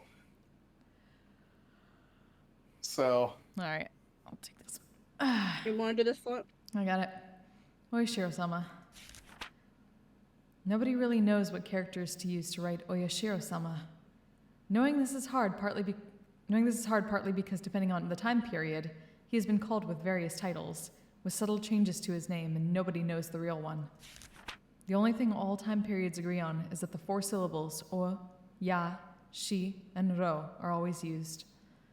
There's a theory stating the shrine, or yashiro, dedicated to Oyashiro-sama itself became an object of worship, and that people began calling it O Yashiro-sama, or Lord Honorable Shrine, but this doesn't make a bit of sense. I don't know whether this is related, but people say the Furude family, the most respected bloodline in terms of worshipping Oyashiro-sama, actually inherited his blood. And in the legend, the Furude family passes down. If for 8 generations in a row the firstborn child is a girl, the 8th daughter will be the reincarnation of Oyashiro-sama. Oh. If we go by this legend, the characters used for Oyashiro-sama's name should be O for honorable, Ya for 8, and Shiro for generation. These character assignments are simply something I've thought up. There's no way to verify it. If this is true, then Oyashiro-sama would have been named as such under the assumption he would come again. The second coming of an object of worship can be seen in several religions, so this isn't unusual. But a few of these religions call the second coming of their object of worship a day of judgment, or something along those lines, and we must not forget that they mean it to the end of the world. Rika Furude, pampered and loved dearly by the elderly folk in the village. The rumors say that she's the 8th generation and Oyashiro-sama. I do not know the family tree of the Furudes, but at the very least I can confirm that for the past 2 generations, the first child has been a girl. Rika Furude watches over Hinamizawa. If the village were to lose her protection, what would happen? Would peace between man and demon be lost? Would it once again create a hellish landscape where man-eating demons run rampant? A gruesome feast of the demons, who suddenly remember how delicious the weak humans were, who could only cry, scream, and run for their lives. What would that look like? Just imagining it is enough to make my heart pound with excitement. Well, that's creepy. This must be Takano's notes. Oh yeah. Oh yeah. Achievement unlocked, my Detective God, Tatare Goroshi. I guess this upcoming one must be the last chapter then, because that's the achievement for all the tips. Yup. Save! Ah, fuck. I can do a quick save once we... Come on, let me... Come on, Keiichi's waking up from having almost died. Also, Are you gonna what? do anything? If Rika's Oh. the reincarnation of Oyashiro, I guess while it's loading stuff, if Rika's the reincarnation of Oyashiro, why has she died the last 2 rounds? Has she officially? Yeah. Well, Did she no, die the last saw one? her body. We saw her body this arc. Yeah, this is the one time we see her last body. arc, she and Oyashiro She disappeared. Oishi told us that she got killed last time. I'm Oh, pretty did... sure. Oh. I'm pretty sure that he told us in like his end of arc debrief, where he like came to see Keiichi in the hospital or whatever. I'm pretty sure he told us that they found Rika's body. Really? I'm not You're probably totally certain, but I am pretty sure. Or regardless, if she is Oyashiro-sama, then that's a really that would be really weird that somebody would kill her. Yep. I mean, it could also just be a fake death. I mean, sure, but slitting open somebody's stomach and organs everywhere is a pretty Hard pretty to final death, pretty final sounding death to me. Yeah, it's really hard to Illusion, there could be- There's a whole bunch of things. it could especially be. in 80s Japan. I don't Yeah. think what do they call it? What do they call that term? Practical effects? CG. Yeah, True, no, true, but I mean true. there's no CG in real life. The real life version is practical effects, right? Yeah. Like makeup Something effects like and that, things. yeah. Every what time something like this comes up in like manga or something, they always talk about it like, "Oh, is this that CG I've heard about?" Blah blah blah. Wow. Very funny. Yeah, Do you want to start off this time? okay. Or again?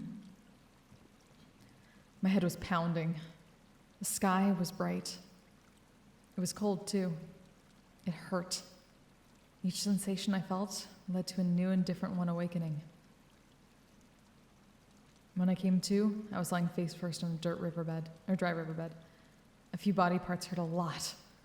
The skin over a bunch of my joints was torn, turned blue or red, or oozing blood. I could tell it was my bones that were in pain from the agony I felt whenever I moved.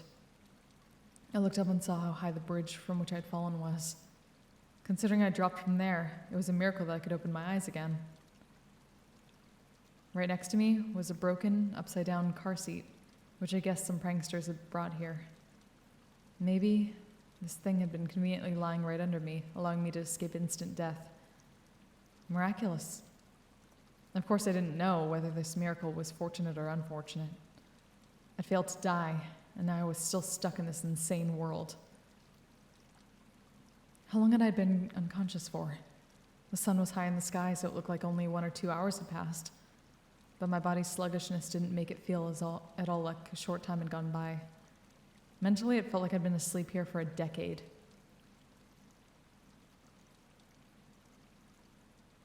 Ow. Ah.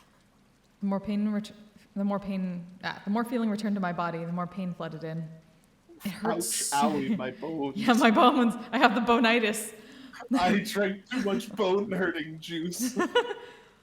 It hurt so much it would have been better not to have woken up. I needed to get to a doctor. Yeah, to Coach's clinic.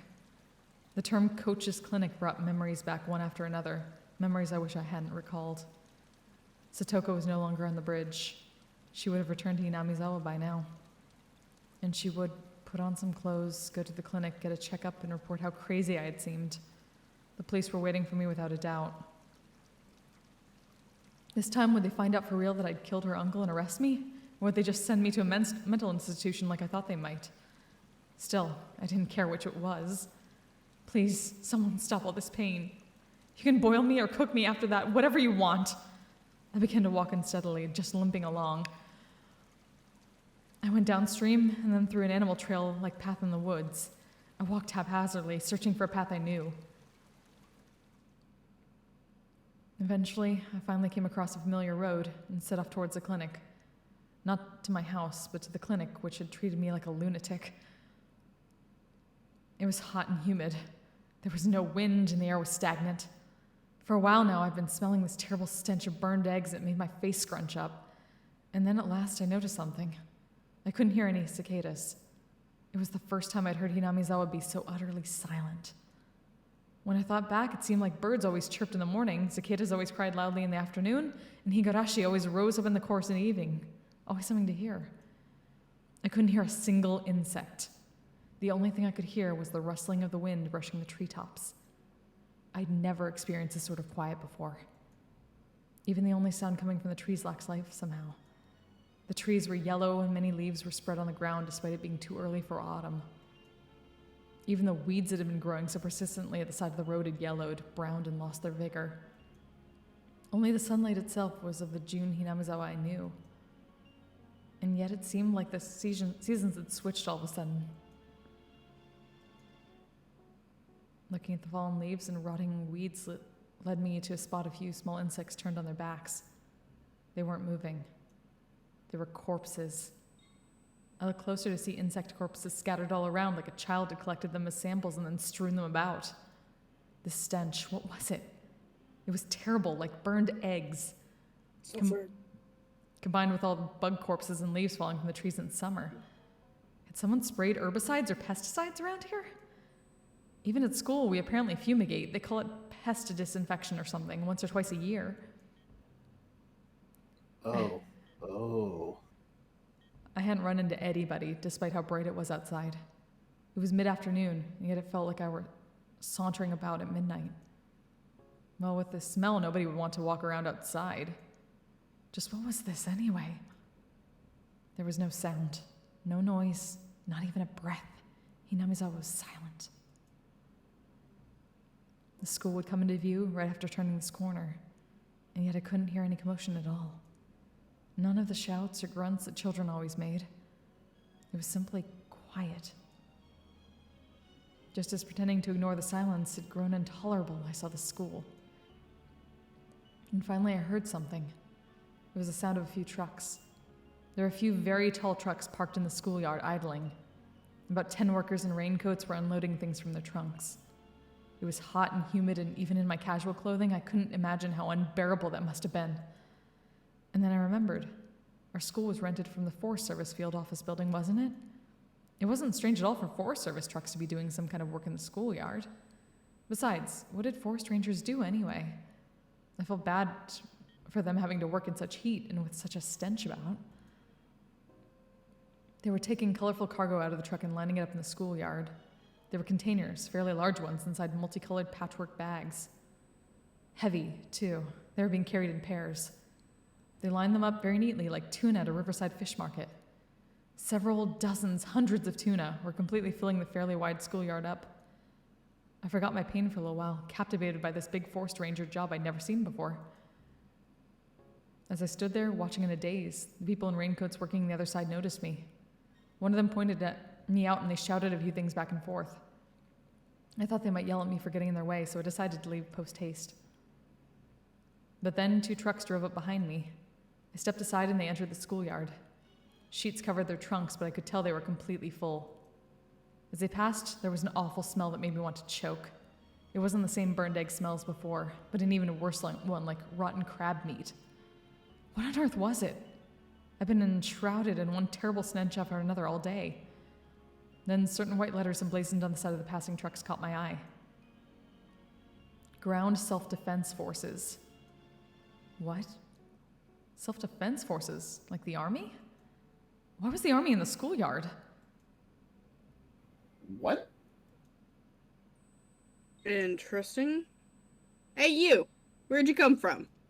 Suddenly someone slapped me on the shoulders from behind. I turned around and a canopied SDF Jeep was parked there. The SDF person had on a green raincoat and a gas mask like in the movies, carrying a compressed air cylinder. He didn't look normal. There wasn't an inch of exposed skin anywhere. Where did I...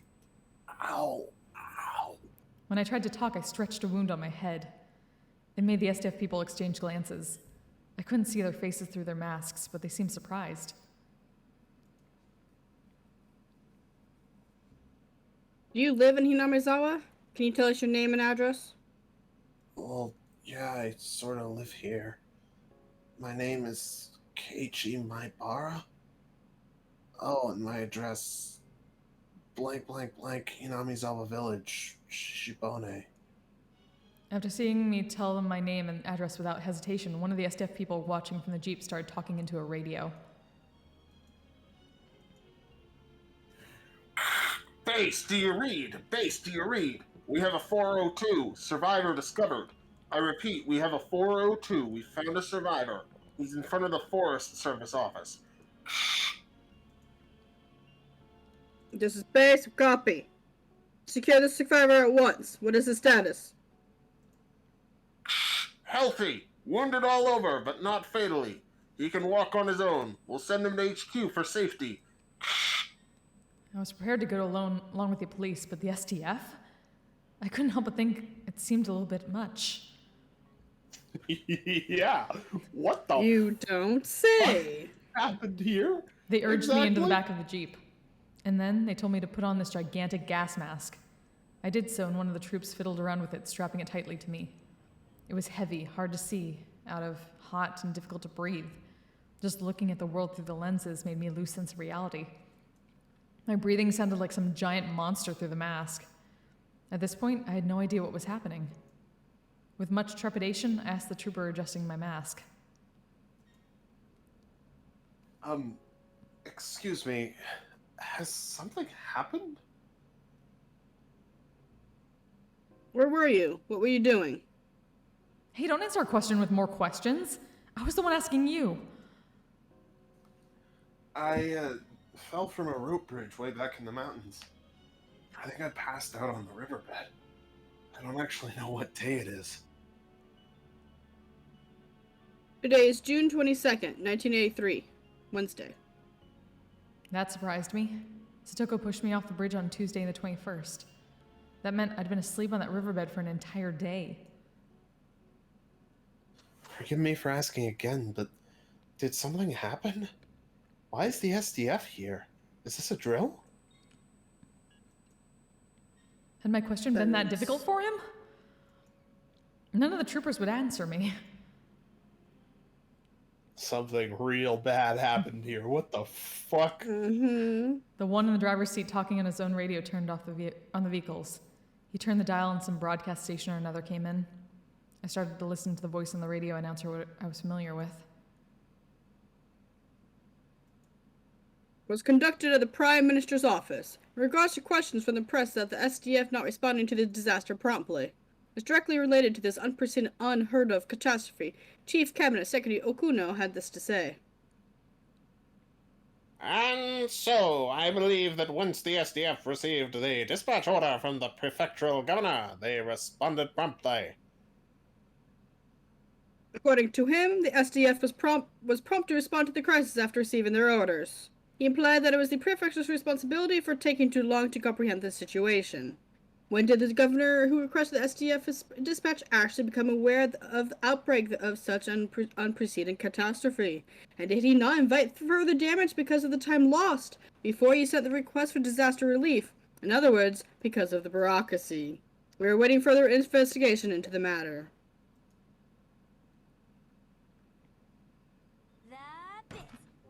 That was Mr. Okada reporting for the Prime Minister's official residence. Cookie, thank you so much for the 5 bets. How you doing, friend? Good to see ya. We're almost done with this arc, technically. This chapter and this arc, holy shit. At this point, we can take another look at the political response following this disaster. Rawr! Rawr. In the middle of the night, between June 21st and June 22nd, a large-scale disaster broke out in the Hinamizawa village, Shishibone. The details have not yet been investigated, but there was an eruption of volcanic gas from somewhere in the Hinamizawa area. What? The gas was relatively heavy, and as it spewed out, it began to flow. That flow went down along a small river and headed directly into Hinamizawa village. After a few hours, it had covered the entire region. It happened in the middle of the night. Oh my god. 2 a.m. to 4 a.m. Every 2 home hours? and household in the village was afflicted. Holy shit. With most of the residents asleep, it is thought that all died without noticing the crisis. Oh my god. The catastrophe, striking in the middle of the night, caused its detection to come too late. But there was still one small opportunity to have noticed it. 3 a.m. A news dealer's shop in Okonomiya sent a vehicle carrying the morning newspaper to the branch office in Hinamizawa. Usually the shop would be contacted upon the vehicle's arrival, but this morning that didn't happen. The news dealer's shop made repeated calls but got no response. Shopkeeper sent his eldest son to check on things, but they lost contact with him as well. It is extremely regrettable.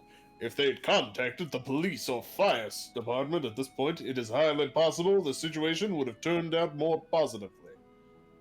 At the very least, it's possible that a portion of the village might have been saved from tragic annihilation. 6 a.m. Residents in areas of the same region began continuously calling 119 to report the smell of rotten eggs, dizziness, nausea, and headaches. The fire department received the same reports, all from the same confined region. They speculated a truck loaded with chemicals may have gotten into an accident and reported it to the local police. 6:30 a.m. Contact was lost with a patrol car on duty in the Hinamizawa area after the officer reported the smell of rotten eggs. The local police considered the possibility of a large-scale disaster involving highly lethal gas and reported it to the prefecture and prefectural police at 7:15 a.m. 8 o'clock a.m. The governor was traveling to nearby prefectures for inspection, so in accordance with regulations, the prefectural environmental disaster prevention chief was provisionally escalated to Director General and set up a disaster countermeasures office. However, without contacting the governor, the countermeasures came too late. As has recently been pointed out by citizens groups, his trip with honorary diet members to inspect other prefectures was based solely on good relations, and it's rumored they preoccupied themselves with a drinking party. Sources closer to him claimed the governor had been drinking all night and had gone to sleep in a drunken state. He was completely drunk when the environmental chief phoned him as well. Apparently, he could not get him to pay any attention to the matter. Drunken bureaucrats, go figure. Oh no. God damn it. And so it took about an hour for the governor to sober up, gain an understanding of the situation, and gather information.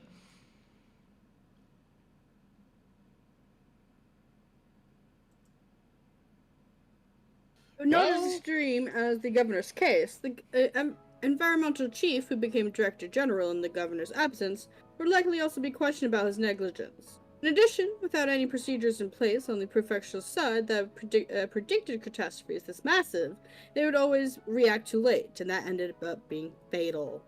Yeah, it sounds about right, too. Also, hope you're doing well, Cookie. 9:12 a.m. Well, this is an absolutely left field thing to happen. I mean, What? I don't know. Kate did say before he thought he was going to die that he wished that's death upon the fake Hinamizawa. That's true. On the advice of the prefectural police, the governor requested a disaster relief mission from the SDF. By the time the chemical defense unit equipped with protective equipment arrived on the scene, 8 hours had already passed since the incident's outbreak. Whatever the case may be, it was unfortunate that this happened while everyone was sleeping in the middle of the night. Had the same disaster occurred during the day, it would likely have been entirely different. All households in the Hinamizawa village region were wiped out. There were over 1,000 victims. The SDF is still confirming the situation on the ground, but their results are predicted to only increase that number.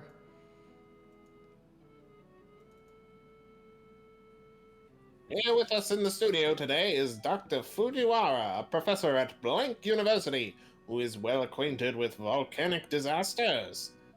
Doctor, can such a sudden and horrible outburst of poisonous gas actually happen? It isn't at all unusual for this to happen right around craters, at least. Japan is a volcanic nation and has so many active volcanoes. There's always a danger of hazardous gas around any of those craters. It is generally a rule among mountain climbers not to go near them. Does this mean the rotten egg smell that visited Hinamizawa village was the normal sort of gas from volcanic craters? Judging by how it smelled like rotten eggs, we think it was hydrogen sulfide, a gas particularly seen frequently in accidents compared to other volcanic gases. If it stands, it becomes extremely dangerous. Hinamizawa village is very far from the craters of any volcanoes.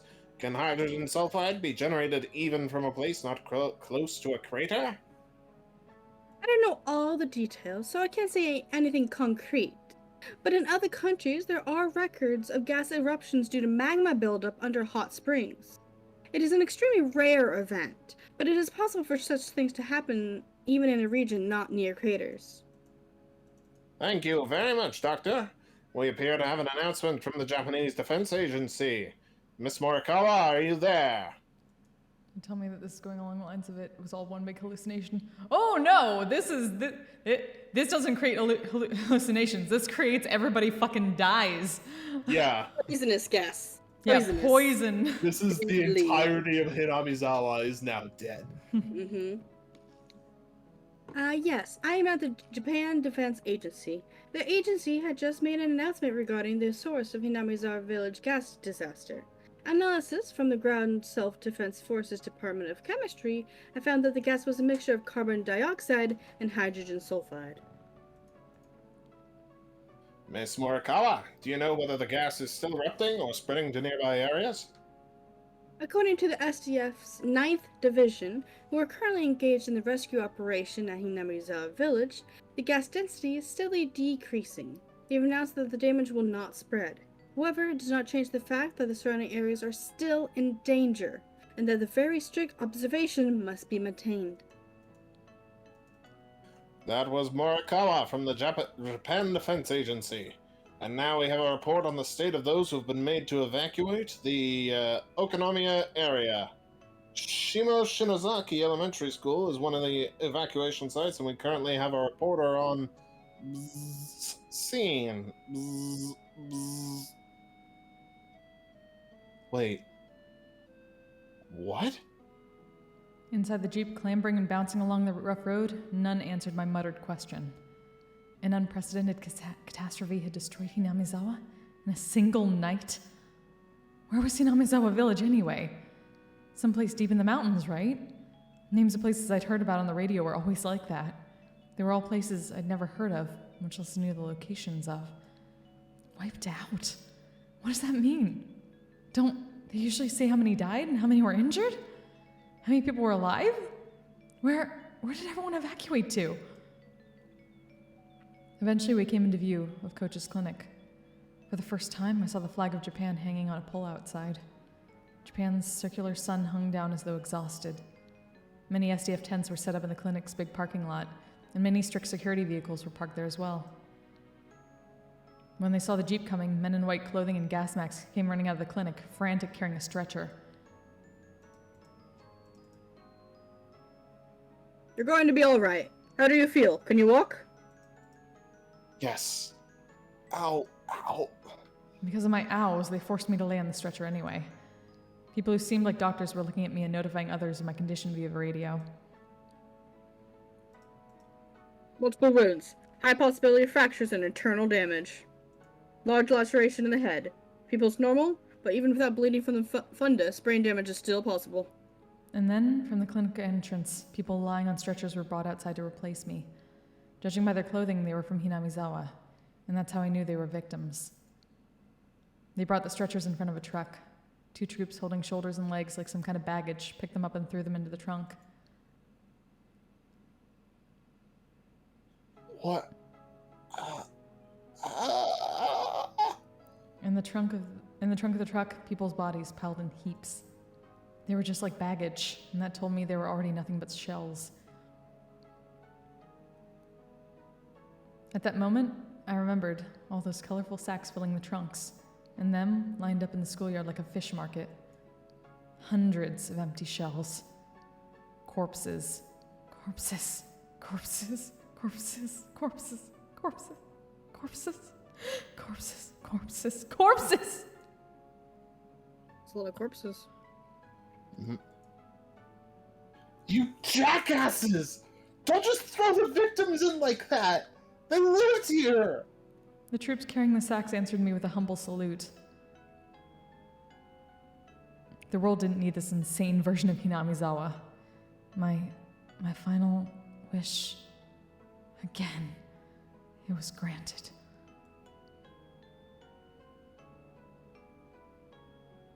Oh, Keiichi's parents probably died too, didn't they? I Mm-hmm. didn't understand anything anymore. None of it mattered. I wished, I cursed, and then it happened the next day.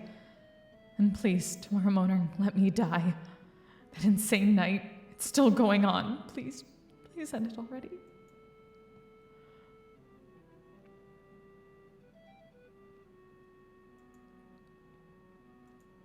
Hey, he's lost conscious. Shout his name, quickly!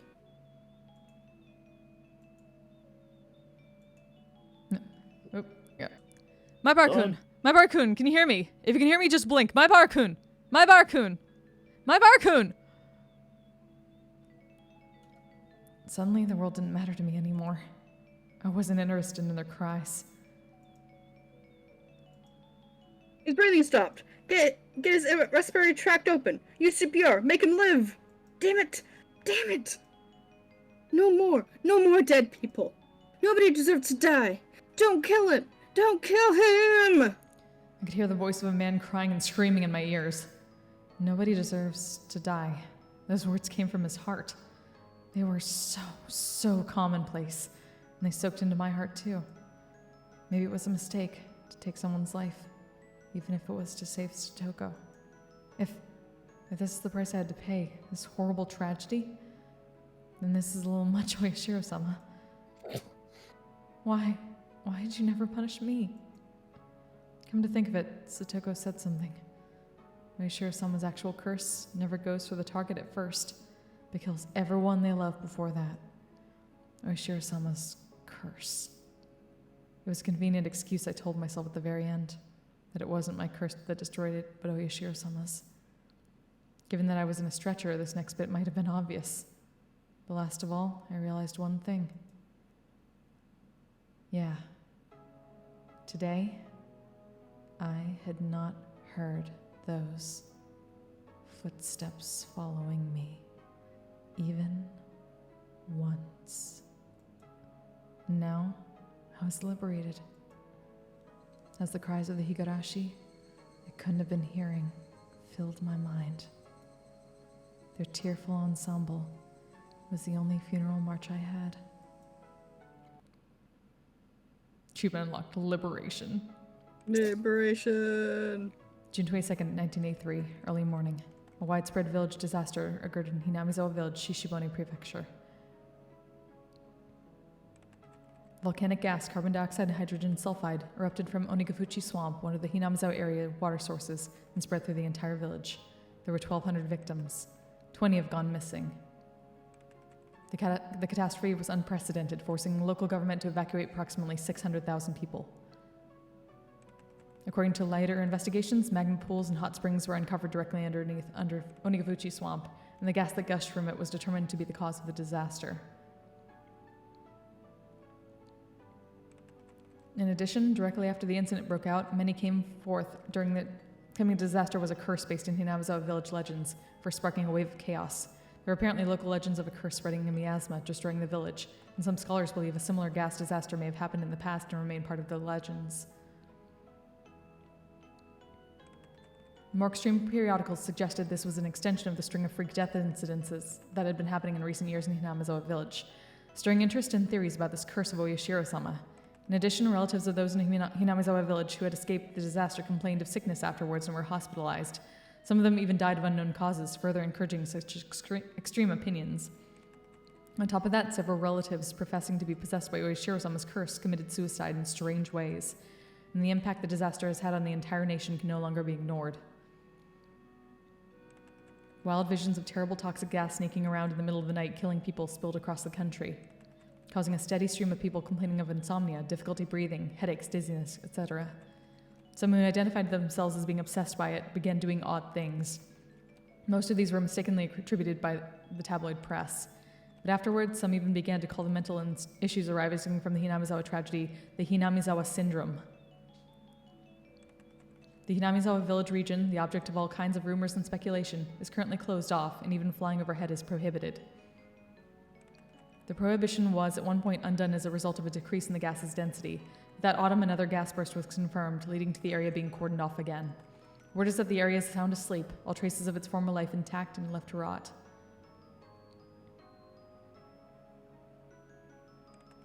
Only one survivor remains, Keiichi Maibara, age blank, who lived at Hinamizawa village. At the time of rescue, he had some trouble breathing due to fluid buildup in his lungs, but as a result of life-saving procedures, he was kept alive. He is currently in a general hospital somewhere in the prefecture. The press have been asking for him for some time, but all interviews are being refused. What did he see in Hinamizawa? What happened between June 21st and June 22nd in Hinamizawa village? Today he remains silent, unwilling to speak of it.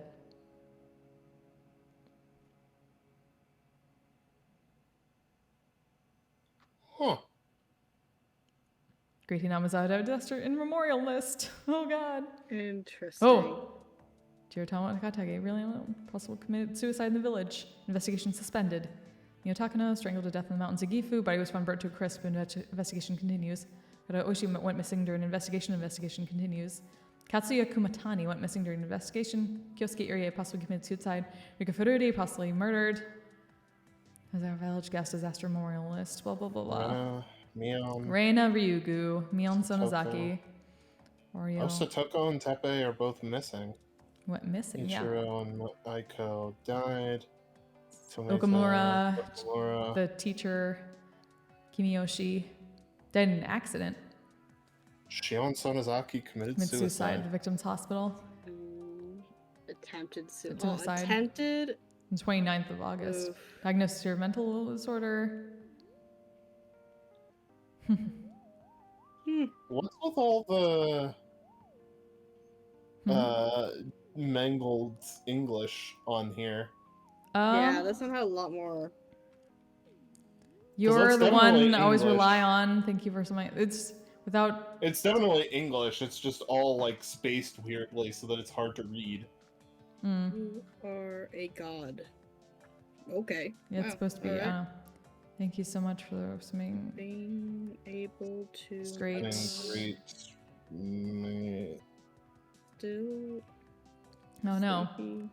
I'm Ryukishi. Wow. Interesting. Well, do we get any last tips? That happened. I don't think so. We already got the achievement for all the tips. That's true.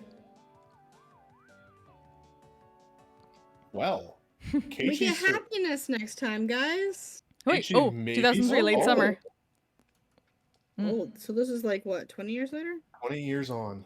An elderly couple living in Osaka Prefecture discovered a cassette tape while organizing the possessions of their son, who passed away 8 years ago. Their son went missing when his fishing boat capsized in 1995. He was 47 at the time of his death. 8 years later, in 2003, they had begun to organize their son's remains in order to organize their minds. Came across the cassette tape in question. From 1975 to 1989, the deceased had experienced working as a journalist for a photography periodical, and this tape is thought to have been created during that time. The label on the tape read 11/28/1983, Keiichi Maibara. It is thought the tape was recorded during an interview with Keiichi Maibara, the only survivor of the Great Hinamizawa disaster that occurred in June of 1983. Okay, yes, this is after. As the only person who lived through the disaster on the night of June 21st, shrouded in mystery, many interested parties attempted to question him, but he never once spoke physically to anyone in a public place. Therefore, the tape caused quite a stir, possibly being of extremely high value. Click. It's really hard to talk about stuff when I know I'm being recorded. Please don't worry about it. Here, it won't be a problem if I do this, right? After this, the sound quality dramatically decreases. Did he cover the recording device with something? Then let's get started. No. I'm sorry. Then let's get started. Here's my first question. Keiichi-kun, where were you the night of the great disaster? I'd gone behind the shrine, then took a path through the woods for a while. There's a rope bridge there, a little while before you get into the mountains. I fell from there and lost consciousness. This happened during the night of the disaster, between the 21st and the 22nd? No, it was the morning of the 21st on Tuesday, which means I woke up the afternoon of the next day. I think I was out for a day and a half. Why on earth were you there? I mean, I'm sure everyone wants to know, but the bridge you fell from that day, a weekday I might add, was quite far from both your house and the school, wasn't it? ... Speaking frankly, there are some who say you knew of the great disaster beforehand, and fell from the rope bridge as you were trying to flee the village. This isn't a joke. Please don't be so arbitrary about this. I think it's a terrible thing to say, too. Please don't be offended. Anyway, about the rope bridge you fell from. It was right here on the map, right? The rope bridge beyond the back of the shrine and through the path in the woods? Probably. I never went over there, so I can't say for sure. I guess I just want to know why you were out somewhere you'd never been before on a weekday morning. ... And then, well, about the riverbed you fell unconscious on. Have you ever heard rumors about that being impossible? Impossible. That word. Again.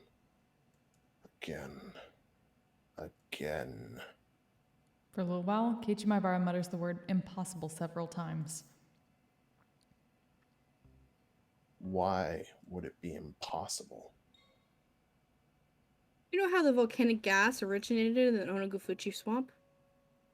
Some scholars did some pretty delicate simulations and modeling to see something very interesting.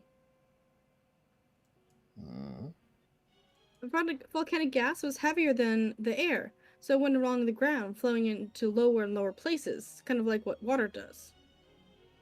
And with Onogufuchi swamp as a source, they were able to test how much time it would take for the gas to erupt and spread across the whole village. So, well, that riverbed you were unconscious on, the gas, it would have flowed down there. I don't really understand what you're getting at. In other words, if you really passed out on that riverbed, you would have been in the middle of all the toxic gas that is spreading everywhere that night. That means there were no chance you could have been passed out there. Allow me to be a little more frank. I think that maybe you might be telling a lie. During the Great Disaster, you were hiding in a safe place, keeping an eye out for when the gas got thinner, then reappeared and were secured by the SDF. How about that? Is that right on the mark? For a short time, the journalist presses Keiichi Maibara further in a teasing way, but all that can be heard are heavy sighs.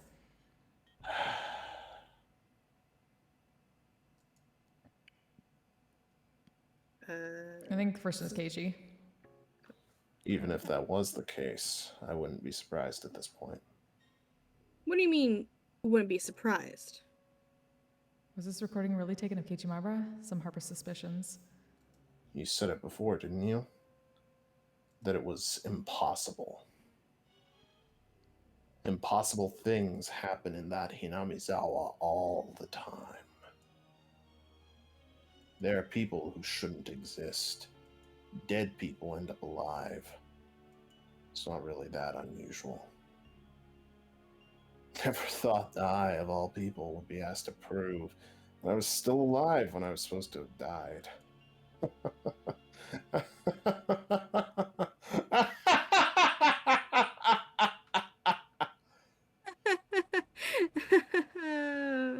The journalist and Keiichi Maibara both laughed for a while. To verify its authenticity, I had others in the Maibara family check tapes with his voice in it. However, the sound was not clear, and much time had passed, so the relatives I checked with couldn't remember what he sounded like. I was unable to gain positive proof that it was actually Keiichi Maibara's voice. Alright then, I'll change the subject. What do you think of the debate about whether this disaster was the curse? The 5th year of the serial freak deaths incident in Hinamizawa. I don't think it was. I was the curse that year, after all. What do you mean? What do I was just answering the question. Doubts also remain regarding the date 11/28 written on the tape. A curse. Well, you probably won't believe me when I tell you this. I was the one who caused it. I was the one who wished for the whole village to die. And it happened.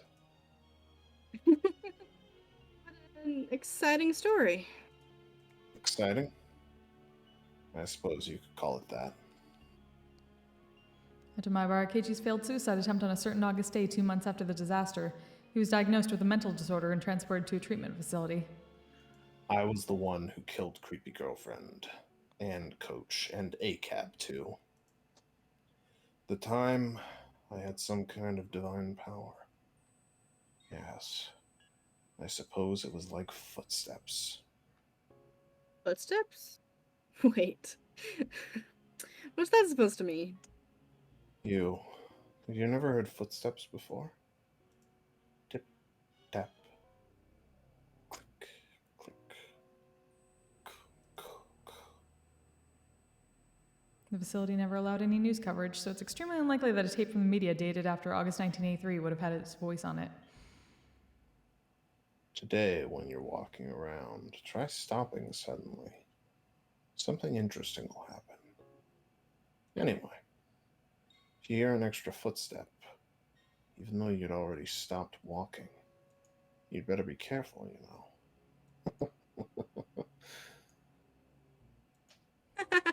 Yes. I'll be careful. Is what I'm saying really that funny to you? However, the reporter had been criticized for his forceful methods of collecting data while he was active, so there's still a possibility that he broke into the facility and forced Keiichi Maibara to talk. You've been doing nothing but laughing in my face this whole time. You're just like Coach. You pretend to sympathize with me to listen to what I have to say. But your eyes are telling me you think I'm a lunatic. That's not true. No, I can tell. Your eyes are the same as Coach's.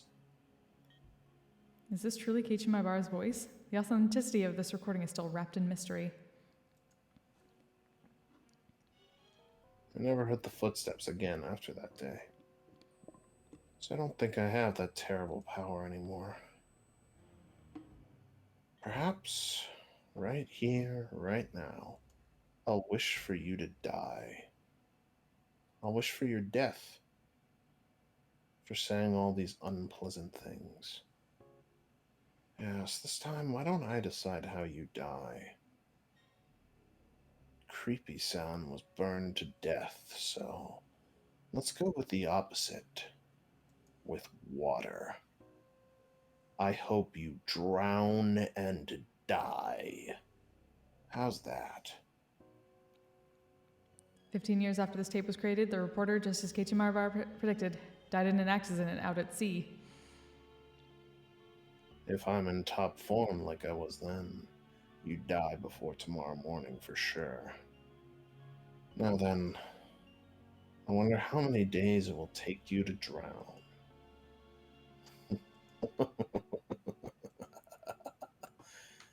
You'd better be careful, you know.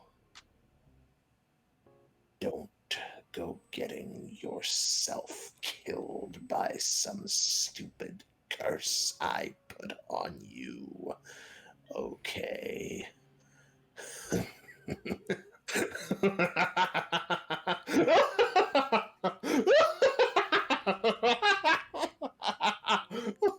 Recording ends.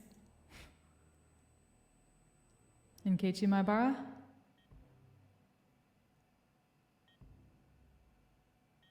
Late on the night of 11/30, 1983, 2 days after the interview, he suddenly died from a high fever, cause unknown. Records remain of the strange words he kept giving after pressing the call button the day before he died. And there you go. An extra set of footsteps.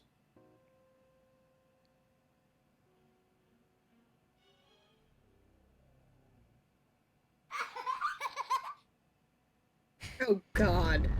What?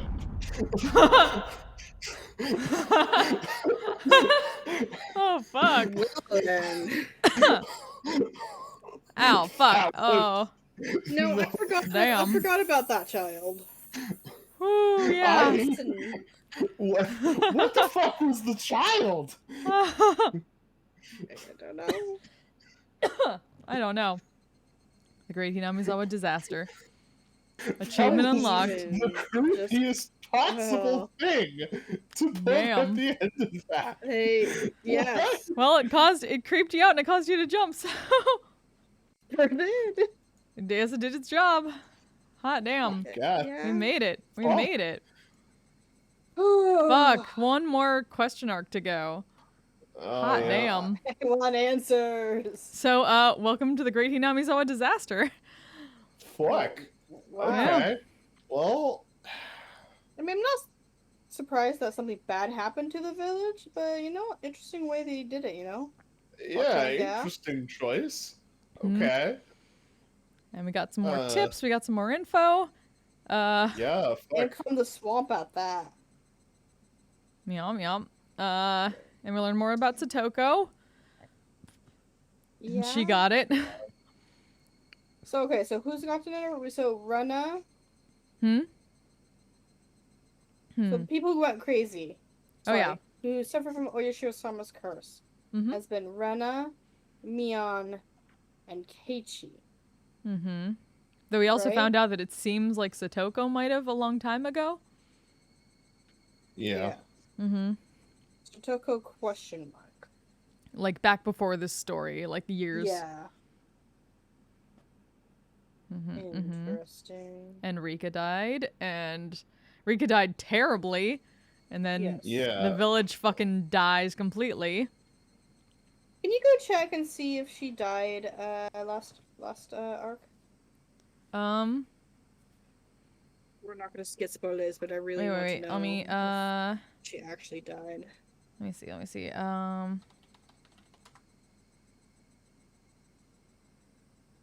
Yeah, it was mentioned. I believe it was mentioned. Okay. Wait, let's see. I just don't remember, you know? Yeah, let's see. The last one was the Xianmian one. So Yes. Hey, Flint, is the next arc shorter than the other ones? I don't remember off the top of my head. Huh, okay. Why's that? Should we Oh, because start I it? like I like reading the achievement pages to keep track of like how far through the game we actually are. And the Um, next one has significantly fewer achievements than all of the previous ones, then maybe. which I'm hoping means that it's shorter. Because then we can get to the fucking answer arc sooner. But I have no idea. Yeah. And yeah, it's mentioned. Yeah, it's mentioned that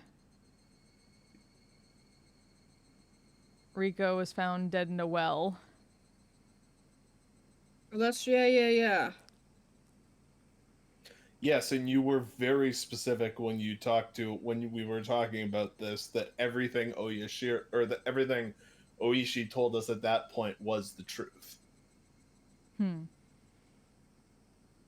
Right. I'm pretty sure you yeah. specifically used those words. Yeah, and like especially like stuff that is from like outside perspective, like tips and stuff like that are 100% the truth. Or at least things that definitely happened. Interesting. Chapter are we on? Or what arc? Huh? What arc are we on? Well, we just finished the curse killing arc, Tatari Goroshi, so the next arc, I believe, is... Let me remind myself, where are you? Himatsubushi. Himatsubushi. I have no clue what that means, but... We have like a million Oh my goodness. I'm at the store page of the game. Oh, It means yeah. time-wasting chapter. What? Amazing. Oh, it also costs $2 less than all of the other Oh yeah, so it is ones. shorter. It is shorter. Very exciting. Amazing. Himatsubushi. That means, we're gonna get to our answers quicker. Yeah, fuck yeah. That's true. Get hype. I'm going to install it right now. It's only 221 megs, it's fine. Good, you're Solid. fine. Oh no. I don't like who's on the cover of this one. No! No. No! Who's on the cover of it? Rika. Rika! Oh no. Rika. Oh no. Rika. Oh, that's still not a lot of achievements at all, you're right. Yeah, it's 6 as opposed to the like 12, I think, that are in all the other ones. The question is, do we start it? I'd be down to play like an hour or so of it, if you guys are. So probably like the first like maybe half chapter. I wouldn't mind, yeah. I just hate doing not finishing a chapter. Yeah. Gotcha. But I'm down. Let's see. All right, let me I mean, reset those up. the longer I'm awake playing this, the better chance Amber has to go to sleep without me waking her up. So There you go. Okay, so let me grab. Where is my game for the overlay? Where are you? There you are. So let's update that to this one. And let me resize you. Okay. Does this mean I actually get characters to play this time? what a crazy idea. Oh my god. Because I feel like my people do like not talk this last chapter. I mean, to be fair, I need to turn those cicadas down, I think. Oh yeah, I need to configure this one. Fuck. It's okay. Yeah, to be fair, a lot of especially the later parts of that game, were just Keiichi like monologuing to himself. I mean, yes. Yeah. Very true. Let me fix this again. It's a lot of there we go. You get a monologue. Yeah. Okay. I'm sorry that I was all of the characters, basically. Yeah. Yeah. But you play Rika, right? And I guess this is Mhm. Rika's focus chapter. Hmm. Oh, what Mhm. ominous description is he going to have? Fine, now I trust you with all the mysteries hidden within Higurashi when they cry. However comical it may be, if you've reached out any conjecture, then you have passed. This What? fun novel is a meager Meager reward reward. for you. Conjecture is impossible. You have the right to reject this story. Oh my The gosh. reject. Oh What my. do you mean you have the Okay. right to reject this story? What the fuck does that mean? Oh god, the laughter. The laughter. Creepy baby. Oh god. Criminal, you ask. Serve them a story. Who's the criminal, you ask? Do you even know what the criminal did? Who's the criminal? Who's the criminal who will kill me now? Frederica Berncastle. Oh wait, it's the weird English thing at the bottom. Mm-hmm. Depicting him as a real good guy. Oh, we don't get to Midsummer 1980. Wasn't the last one 85. 1980? 1982, 1983. Huh. Well, who wants to narrate for the New York, guys? You want to narrate for a bit? I did the... Yeah. I misread the time and ended up arriving too early. And we were 2 years late. Interesting. The schedule board flipped with a series of clacks. My flight to Sapporo was still a bit later on. Oh, actually, let me do one thing and edit the thing to say it is now Sumihoroboshi, right? Let me. Yeah. No, Sume Horoboshi is chapter 6. Oh, right. Oh, No. yeah, no. This is Himatsumu.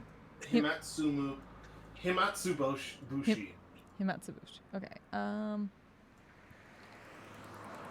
Himatsubushi. Okay. Done. Can you tell how white I am? You said it fine. After like 4 tries. Details.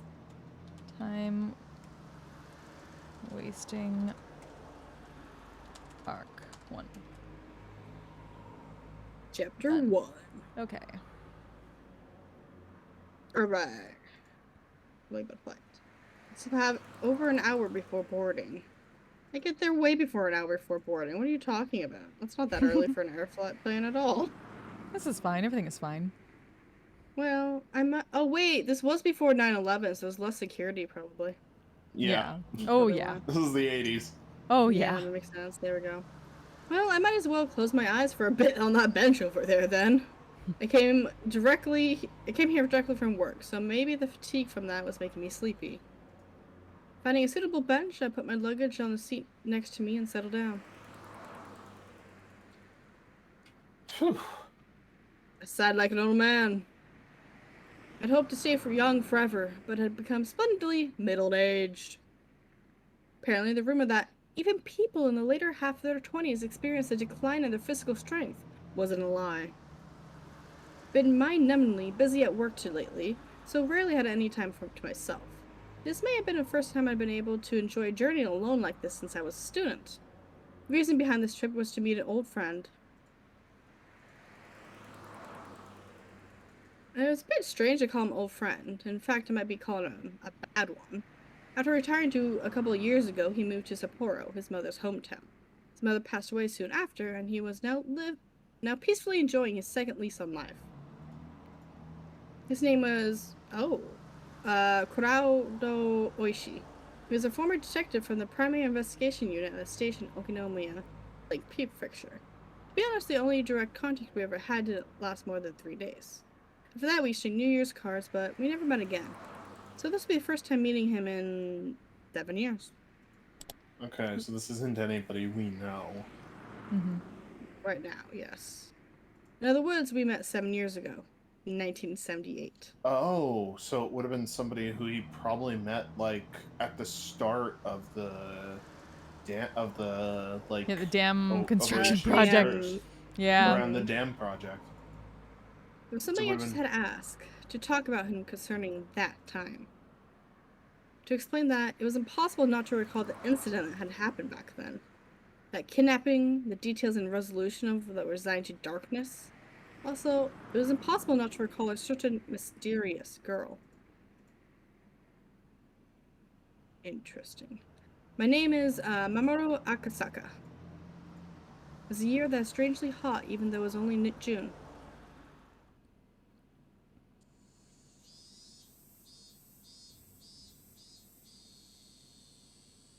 Early summer now. In 1978. Sayonara, Bye, teacher. teacher! Okay, bye. Watch out for cars. And don't drop it in a friend's house along the way. Make sure you get your textbooks in order for tomorrow before you go to bed. Clatter, clatter, clatter. A lovely sounds of children running about. Where's the hallway? That was weird. I didn't even Where's click. all what? Okay. Hey now, did I tell you before? I already have one of those. I don't need any more. Unique high-pitched voices of youth. The energetic shrill of the cicadas went completely unheard by their ears. Children running home from school split off one by one from their groups of friends as they went through the intersections in the residential area. Even though there were several of them in a group as they left the school, as they got closer to their homes, the numbers dwindled. That's why the fewer friends you were walking home with acted as an indicator that you were much closer to your destination. Later! Oh, sorry. Later. See ya. Yeah, see you tomorrow. He finally parted away with his last friend. A van was parked at a bend in the road. Uh-oh. The window was opened, the sound of the radio leaking outside. Must have been the news or something. For that reason, 3 of them have been arrested for traffic violations and obstruction of justice. Due to the protests against the Higurashi Dam project resulting in bloodshed and been clashing with the riot police last month, things have been only becoming more violent. The police are therefore taking precautions against radical activists causing yet another scene. Last week, there was also a direct confrontation with the Minister Unugai of the steps of the Ministry of Construction. The boy's ears picked up the mention of the word Unugai. At that moment, a man's face peeked out suddenly from the window of the van. His behavior was a little different than that of a man looking around to see if there's any incoming traffic before he opened the door of his vehicle. Because he's going to go kidnap this person I'm playing right now. His eyes meeting suddenly with the unfamiliar man, the boy panicked slightly. Nightingale okay. Skylark okay. They've secured the 2 blocks around us. We're good to go. The man in the passenger seat whispered quietly. Nodding in acknowledgement, the man opened the door and stood before the boy.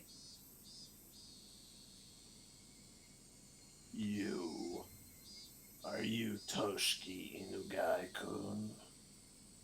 While asking that, the man peered at the boy's name tag. Toshiki Unugai. The name was written plainly there. Can't really lie about that. The phone rang for a 3rd time. If he reached out, he could easily pick up the receiver. However, he was concerned that if he picked it up before he even finished ringing once, whoever on the other end of the line would think of him as a fairly cheap person. That's why he normally never picked up the phone until the 3rd ring. Even he thought it was a worthless habit. However, he's thinking that there isn't much meaning in waiting for just 3 rings when we waiting for 5, be alright? It's very much a reality. Tonight, with such trifling thoughts, he picked up the phone after the 3rd ring had finished, his reverb dampening by his action.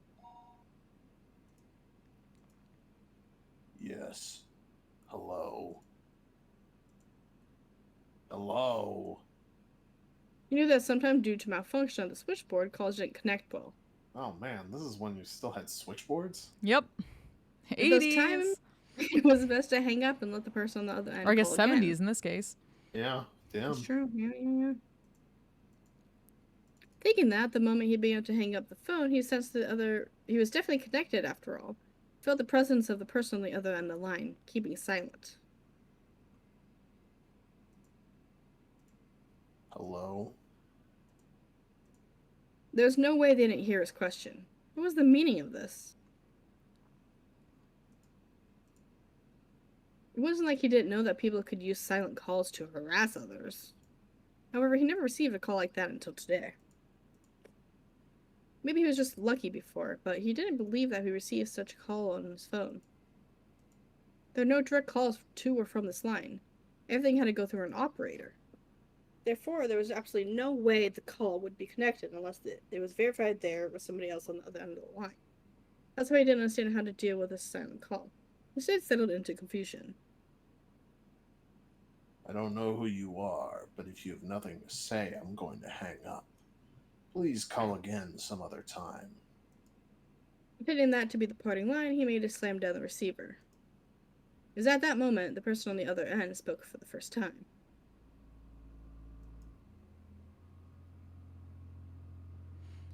He didn't say who you were, so I was anxious. If you're not Minister Inugai, please hang up right away. I couldn't help but be surprised by the extremely strange voice on the other end of the line. Was there a human alive who could speak with this hoarse, metallic voice? No. This was a voice he had heard somewhere before. This is the kind of voice that was on those lowbrow documentaries that they used when they wanted to hide the identity of a speaker, wasn't it? Oh. The voice he was hearing over the line was exactly that.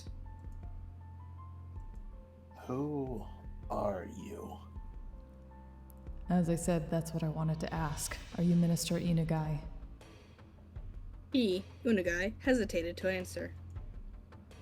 Unable to discern the intent of the suspicious phone call, he had a vague feeling that something was off. You don't say. He thought about hanging the phone and asking the operator who initiated the call.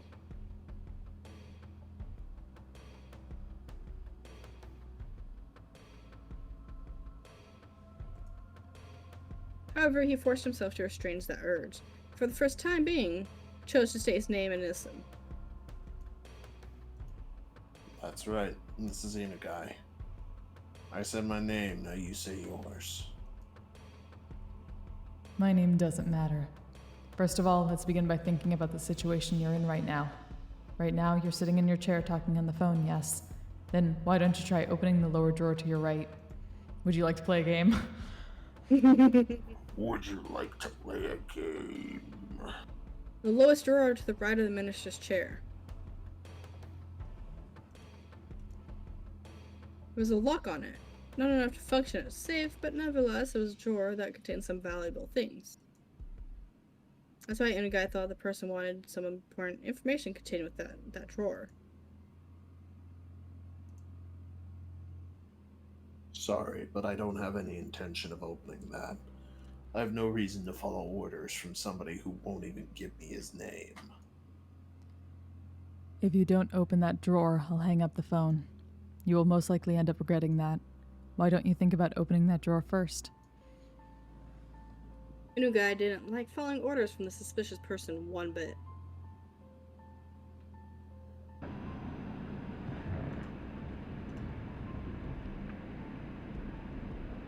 However, he was concerned about the man said about regretting it, so he decided to open the drawer.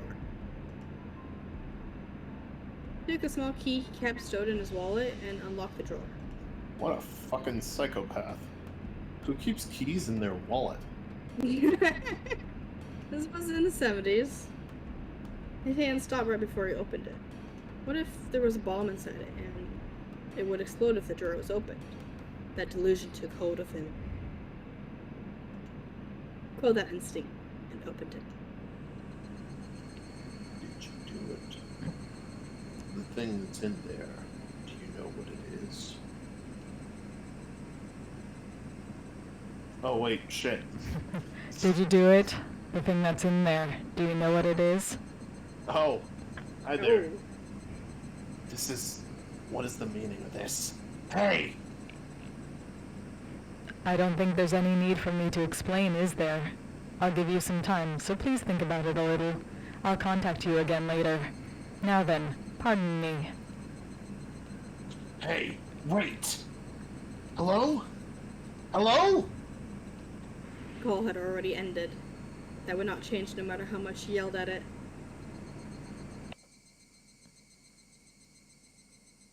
Even still, Unagai, without realizing that, continued yelling into the receiver for a while. The drawer was still open. On top of the photos crammed into the drawer, it laid there. Toshiki Unagai, written in plain lettering on a grade schooler's name tag. Just lying there. Enshrined there, completely out of place, as if it was cowering.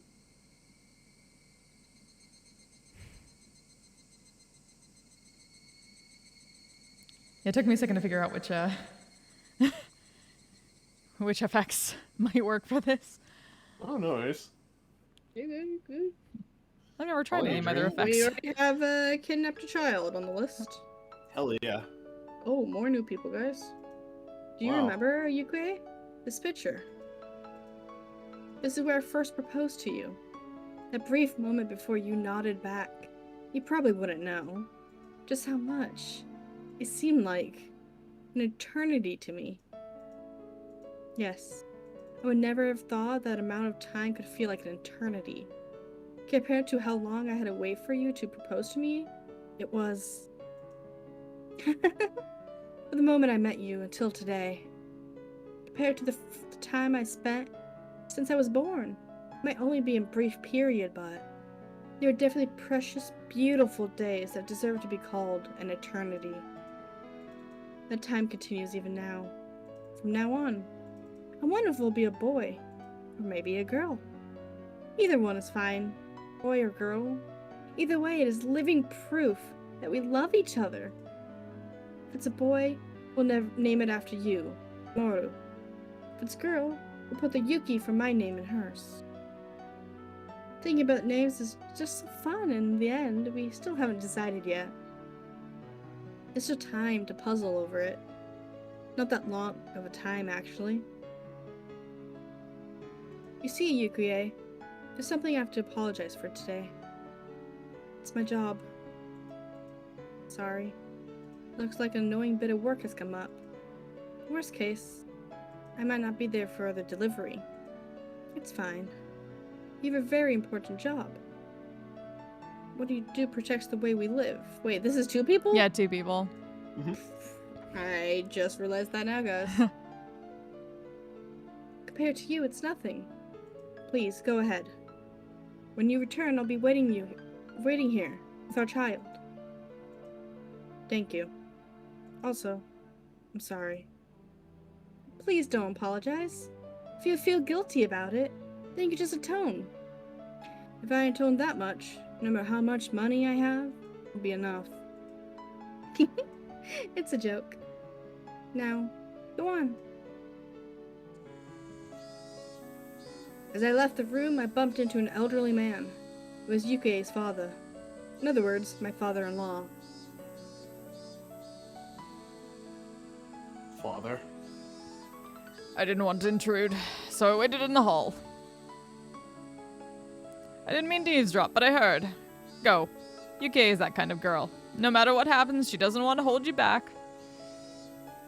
I've forced Yukie to give up on so many things. To put her through this during childbirth, such an important time in her life. I'm ashamed. If you really feel that way, when you're done with your work, make some time for Yuki. She'll be happier with that than you passing your work off on someone else. Thank you. I know full well you do important work. Be proud in what you do. Yuki is looking forward to your triumphant return. Yes. I jumped into the taxi that was waiting outside. Compared to the time when I first got here, the numbers on the fare meter had grown considerably. It seemed the modest time Yukie and I had spent together wasn't so modest from an objective point of view. Sorry to keep you waiting. Go ahead. No worries. Well then, off we go. The taxi jerked as it changed gears to accelerate, soon burying the hospital my wife was in behind a throng of buildings. If it was to end up a really troublesome ordeal, I probably wouldn't be returning for quite some time. To call a rookie like me, and on top of that, one who's off duty, it seemed like the section chief was calling for all hands on deck. The veteran upper brass gathering on an emergency basis happened occasionally. This is the first time, though, that I experienced everybody gathering together like this. Whatever was happening, there was no doubt it was going to be something novel. Right when my wife was ready to give birth. If I wanted to spend time to curse my misfortunes, I'd be here all day. Even the verdant ginkgo trees lining the street that somehow always brighten my mood seemed to lack some of their usual luster. Eventually, the government office came into view. Briefly holding my breath, I let the feelings of tension course through my body once again. I had to remember the work I was doing was important, necessary, and difficult. I composed myself and sharpened my wit. Ready. Taxi stopped in front of the building.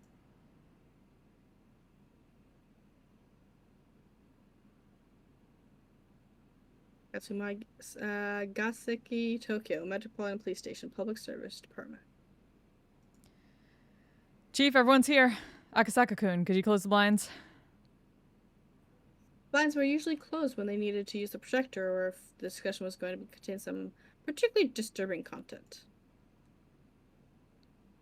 The blinds closed with a satisfying sound, darkened the interior of the room. Immediately, the inside of the room was completely drained of the pleasant morning atmosphere, leaving behind only the cold illumination of the fluorescent lighting. After the supervisor ensured that everyone was present, he nodded to the section chief once again. With everybody on the edge of their seats, the chief stood up solemnly, began to give his report. Approximately 48 hours ago, the Minister of Construction's grandson, who is also the son of one of the staff leaders, is believed to have been kidnapped. It is believed the minister, in an effort to resolve matters amicably, chose not to report the situation to the police and plans to cede to the demands imposed upon him. It seemed that approximately 48 hours earlier, the Minister of Construction's grandson and those of his senior staff members were kidnapped. The reason why it was phrased that way was because the person in question didn't admit it had happened. Based on the results of surveillance conducted on the minister's residence, multiple suspicious phone calls from what is believed to be outside the city took place. The abducted child is said to be under treatment for some illness, but there's no trace of any hospital records or witnesses to such effect. Due to that and various other reasons, we believe without a doubt that a kidnapping has occurred. Here are the ominous details that brought up this incident to light. Think about it, that means that before this incident happened, the minister's residence had been under surveillance already. I won't use the word spied upon, even though they are completely accurate. Yep. Of course, there wouldn't have been a court approval for this, and it would have been very hard to explain to ordinary citizens. However, it was quite an effective method to catch wind of incidents like this before they got worse. I'd like for you to understand that dealing with these cases before they become a problem is the job of the Public Safety Division.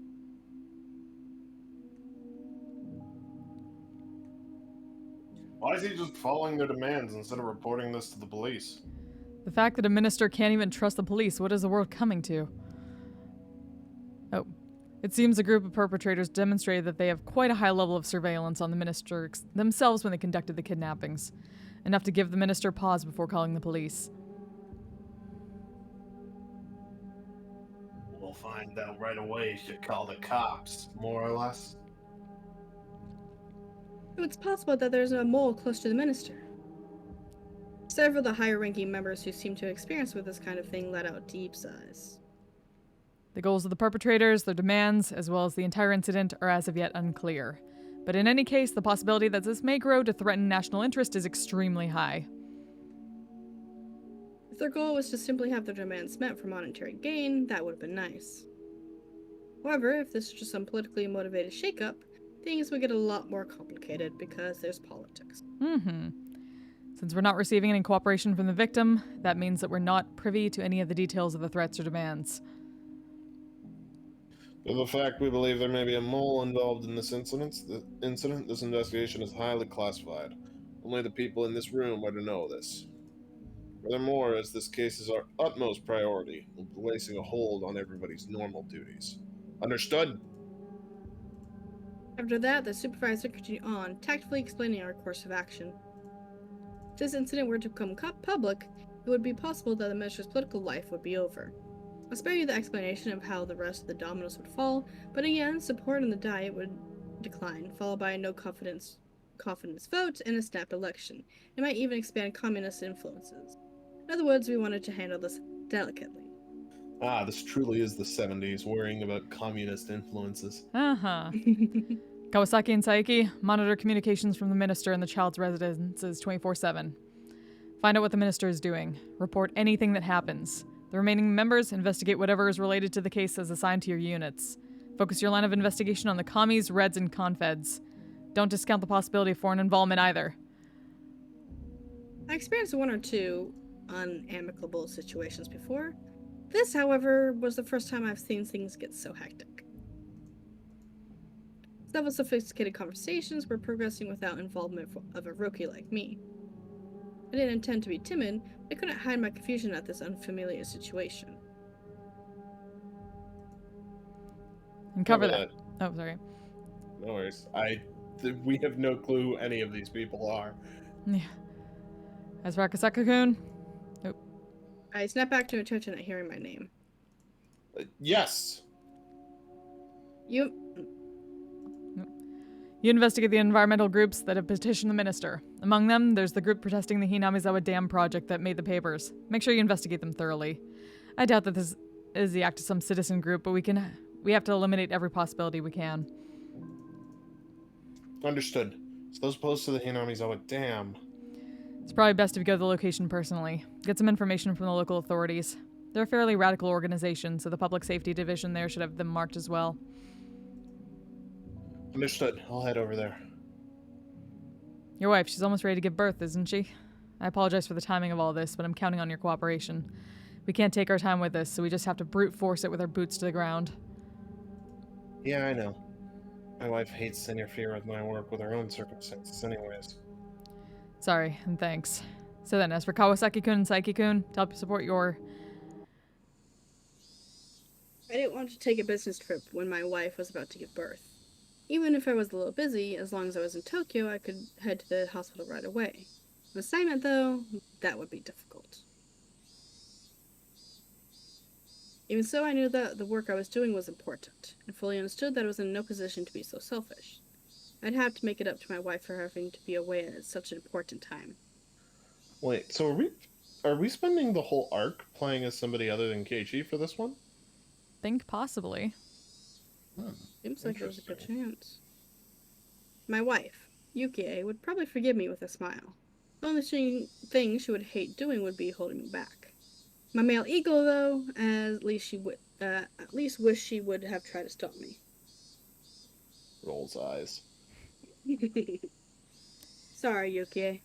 I don't mind if you're always complain to our child that their father couldn't come to the hospital when they were born because he's too busy with work.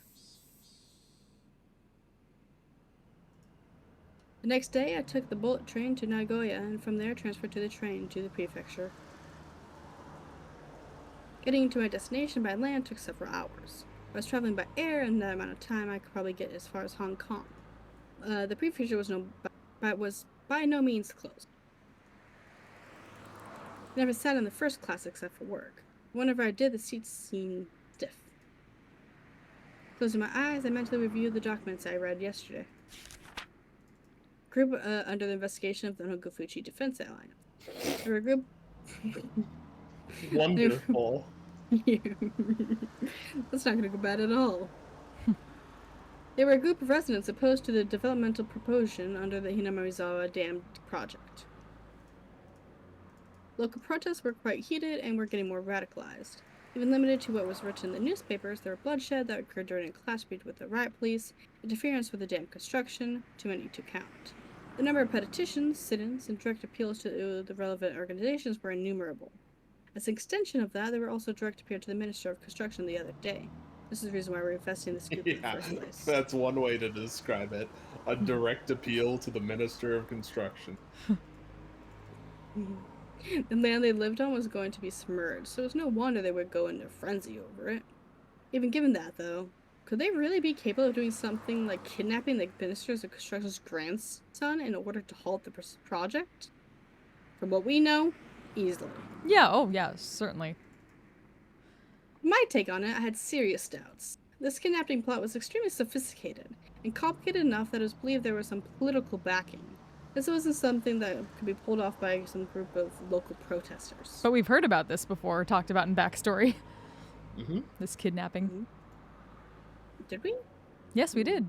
Yeah, I think it's something that got mentioned with like the dam protests and the Sonozaki family backstory.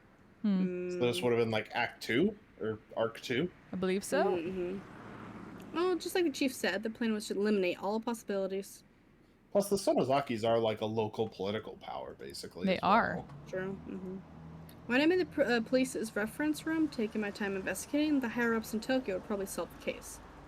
Without my involvement entirely. Oh, dear. You can basically That's say how the you know Sonozakis it- are a power in any sense of the word. Yeah, Yes, true. Political, economic, cultural, religious. Mm-hmm. Mm-hmm. Well, actually, that happened after the dam project, didn't it? They really got their power after this. They got their power back after that, or they took the most power after that. But I Yeah, think so right now they don't have. They've always like, been a one of little the bit. three great families of Yeah, the village. Yeah, so they've but always they kind of, were like, just had- not less- as powerful as the other two. Yeah. And then after this, they gained greater power than the other two combined. I think they were leaning towards greater power, but like it definitely came to a head because they still had a lot of like influence because they owned a lot of businesses still, and Mm-hmm. they still had their whole like mafia thing going on. So they still like had a lot of power because of everybody having a lot of wealth. I didn't read any of Oops, that. Ding dong. sorry. Eh. Even if that was true, I couldn't reject being away from Tokyo while my wife is ready to give birth. This is work. There's nothing I could really do about it. Ding dong. Announcement that we would be arriving at our destination soon snapped me back into wakefulness. Go to Prefecture. Prefecture of Public Safety Division. Onigafuchi Defense Alliance? Yeah, they've been quite active around here. Oh. The Prefectural Public Safety Department already had the documents and a cup of tea ready and waiting for me. Short of it is, there are a group of residents opposed to the dam. Really, it's probably better to say that every resident living on the land that's going to be submerged is rising to action, though. Like the old saying, fight to the last. They're a determined and well-prepared lot. Be nice if they drew the line at just being a moderate residential organization. Stacks of paper that prepared for me in the document room was by no means thin. First, they were pretty much your average citizens initiative, but ever since that incident with the riot police, they've really started to heat up. Now they got a violent mentality, on top of growing increasingly radical. Radical. Violent organizations usually indicate ones that enforce their own ideology without regards to the democratic process. Breaking that down, many of these organizations had extreme left revolutionary ideologies. Considering that, I couldn't help but be surprised that a citizens group would end up going this far. Radical citizens movements happen occasionally. It seemed, however, that this group was nothing as trifling as that. It seemed that I would have to reconsider exactly what this Onigafuchi Defense Alliance was. Chaos. Mm-hmm.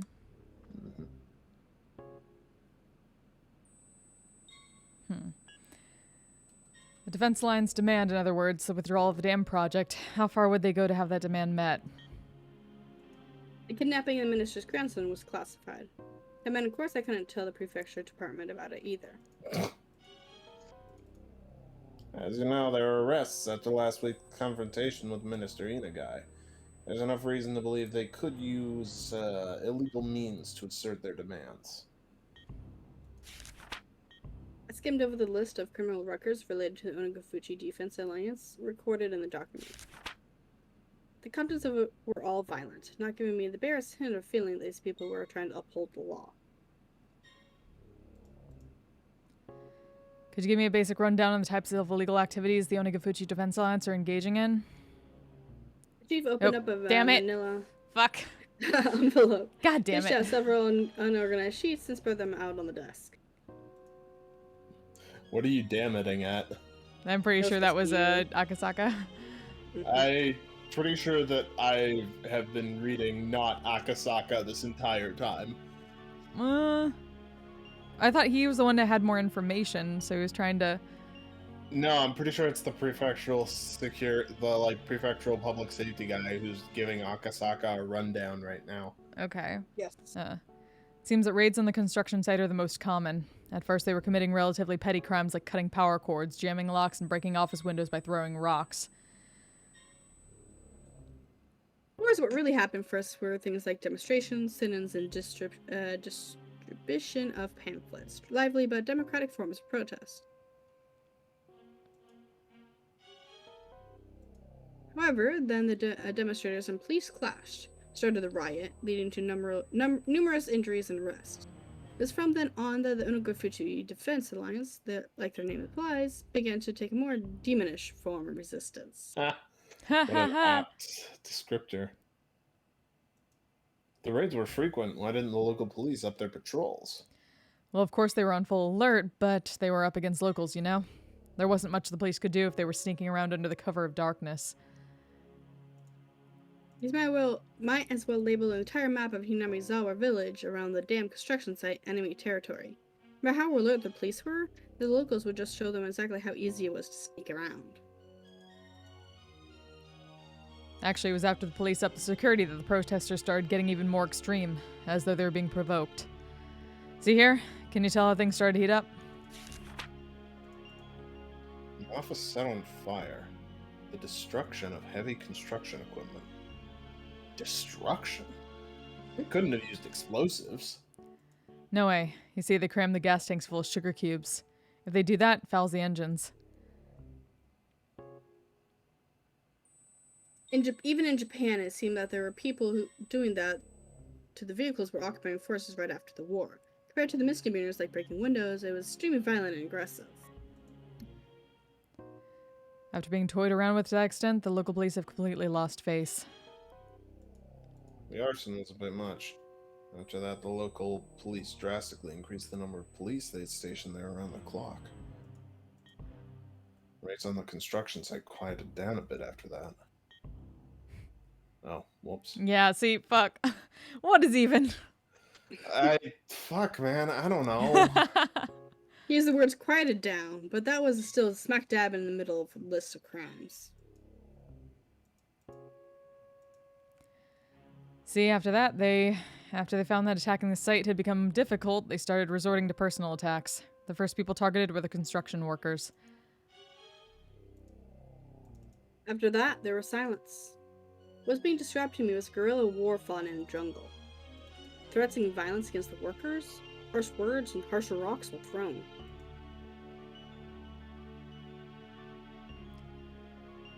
There's quite a list of accusations here, but there's not a lot of convictions.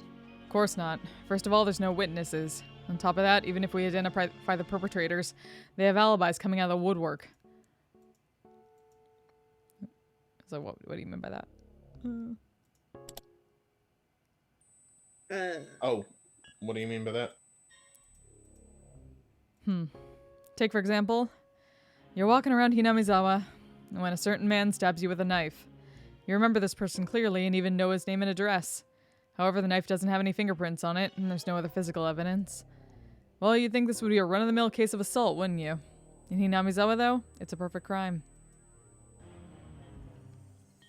Everybody is the entire village. They're all in on it. Correct the man who is a perpetrator, they'll get their story straight and prepare an alibi. To that end, they'll probably even forge some evidence. There's nothing you can do to put him on trial. On top of there not being any material evidence, though, people testify one after another to cover his side of the story. Any prosecutor would hesitate to file charges. I'm not sure about murder, but if it's something like opening a gash on somebody's forehead with a thrown rock, or leaving a bruise after hitting someone, even you could single out the suspect. There's enough reasonable doubt to not convict. Samudi, hey! How are you doing, friend? Good to see you! How was your stream? What were you doing? A wizard is never late, nor he is early. He raids precisely when he means to. Fuck yeah! Welcome, raiders. Hi! Good to see you. Samudi, I fucking miss you. I hope your stream was fucking amazing. Hello. Hi, everybody. You were doing a lot? A lot. Interesting. Yeah. Hi, for those who don't know, I'm Flint. I am a musician. I am a harmony addict. I used to do the awesomeness of Twitch Sings with the amazing Zamudi. I miss it so very much. I generally do things like D&D streams, VR chat roleplay. I play some bards, so I get to do music that way. And I get to do voice acting of visual novels like this one here. Which, note, trigger warning, we deal with a lot. This game is very, it's a lot. This game is a lot. Violence, disturbing imagery, and whatnot, so I completely understand if you need to bail, even though, like, we haven't gotten to it yet, but they'll probably talk about stuff. Yes. Thank you for putting that out there, Kayla. Got you. Stream Raiders DDB. Oh, podcast. Oh, awesome. That's awesome. We had a good time. Dead by Daylight. So hello, CJ Roth. Hello, Raven Main. Hi. Good to see you. Hot damn. Oh. So yeah, we just finished the last arc. This is basically a murder mystery type sound novel. Timey-wimey, confusion, disaster, chaos. Yeah, that's Yes. one way to put it, is murder mystery, I guess. Yes. So it's not so much of a game as it is a sound novel. So we're reading through, playing the characters, and trying to figure out what the fuck is going on in this tiny little town in Japan in the 80s. Where, the last arc ended with literally everyone dying. everybody. No. Yeah. That's Everyone true. died but one. Yeah. A few years later, Okay. that one died. So yes, some spoilers for the, like, no spoilers going forward about what's actually happening, but some spoilers for the past arcs that we've done. So we have just started the 4th question arc that gives us the questions to answer, and then the next 4 arcs are the answer arcs, That which just will, gives us confusion. yes, okay? hopefully explain what exactly is happening steadily, or give us a better idea of that and how they're going to fix it. So right now we are, I guess, portraying a detective. A detective of sorts, a cop, who's going to this tiny village to deal with something in the 70s. It's from public safety. Public safety. Japan. Mm-hmm. There's a wife with a kid. Yep. He A wife does. who is about to give birth, but he has to go deal with what's going on in this tiny village. Anybody who's not a big fucking weeb but has played Persona 5 will recognize Persona Public Safety. Oh, that's true. But yeah.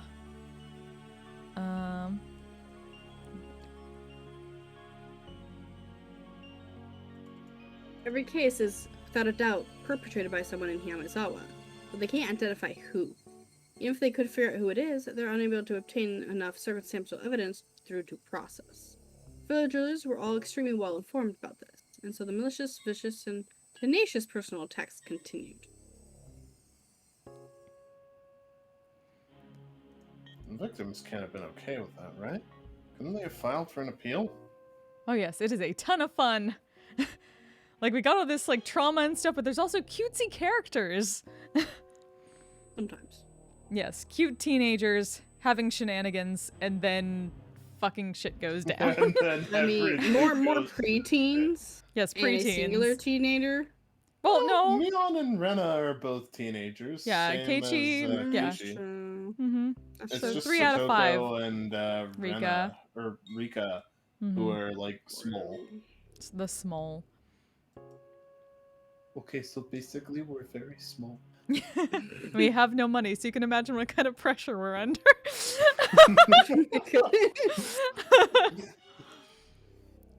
Well, you see about that. Everybody in the inquest committee didn't want to get involved with something so troublesome.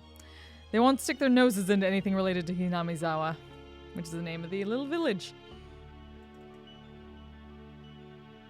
The inquest committee is comprised of a random selection of local residents. In the event that the prosecutor fails to get a conviction, they have a power to order a retrial. The system is designated to exert the will of people and the actions of expert prosecutors in the legal world. That seems theoretically good. Theoretically. Theoretically. Given what I know about Japan's justice system, though, I have no doubt that's abused as fuck. Probably. In this case, however, the being composed of local residents has backfired. You mean You mean the Japanese court system isn't based on Phoenix, right? What? Phoenix Wright is based off of that, I'm told. And how bonkers it is. I don't want to get involved. Why is that? How do I explain this? You could say they're afraid, since it's a little special there.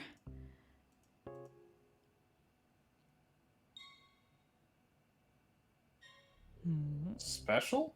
Is it an outcast community? No, it's a little different from that. Well, just think of it as them being afraid. It's a little hard to explain it just now. Oh, right. There's an easier way. Wiping his forehead with a handkerchief, he opened a file labeled as list of members on the Onigafuchi Defense Alliance. The power of the Onigafuchi Defense Alliance, you see, is the fact that they count many people among their members who are influential in neighboring areas. Could you take a look at this? I looked. What I saw startled me. Prefectural and municipal assembly members, staff members of the Chamber of Commerce, an executive of a business association, executive of town council association, and PTA liaison. There were more than a few people with a lot to say both locally and in the neighboring regions. Around here, you could pretty much expect your actions to be observed by those against the dam project. If you said something in its support, who knows how it would work out to your disadvantage. In any case, every town in this area is being held by the throat by somebody from Hinamizawa. This list of Inquisition committee members is undisclosed, isn't it? There has to be some measures in place to make sure they'd avoid retribution, no? Well, it is undisclosed, so their privacy is assured, but the person in charge of that is from the Okonomiya Municipal Office. In other words, a local. While you might expect some professional confidentiality, you can't know everybody is connected. The people from Hinamizawa have a lot of tight bonds in that regard. When you consider the obligations and duties people have to the region, the web of information thereby formed is nothing to scoff at. It's not uncommon for housewives in a neighborhood to know which kid from which house is what grade and which school, which subjects they're good at, what vegetables they hate, among other things. You see, there's a Yakuza organization here with strong ties to Hinamizawa and the surrounding area. It would seem that they're providing full support in these recent incidents. They seem to be proving most effective.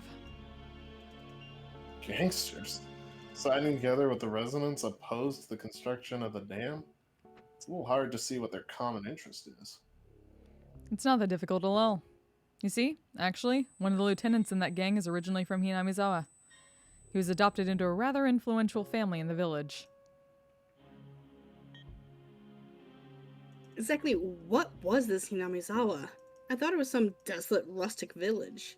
However, for some reason they exerted a strong influence on the surrounding areas, had their strong sense of unity.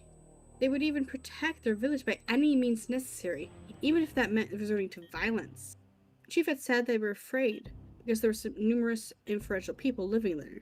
But somehow, I got the feeling they were afraid of the village itself. There's something clearly different from what I have read in the documents in Tokyo. This isn't a simple residential protest against the dam. For some reason, an uneasy feeling began to nestle itself at the back of my mind. I chose the most basic way to ask my questions. In other words, I directly asked what I wanted to know. Chief, this is just a hypothetical situation, but... Huh?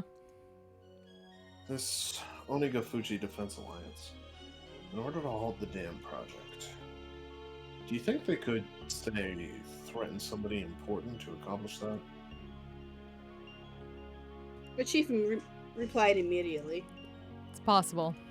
Truth be told, they've already gone to municipal and prefectural offices, as well as local offices of the Ministry of Construction, and done things that could be construed as intimidation. Several of the workers' families have also reported that they're being followed around by some suspicious people.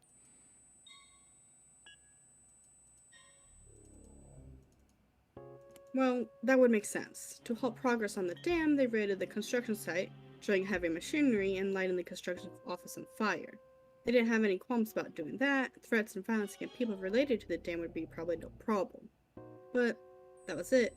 Even your everyday hoodlum could use threats and violence.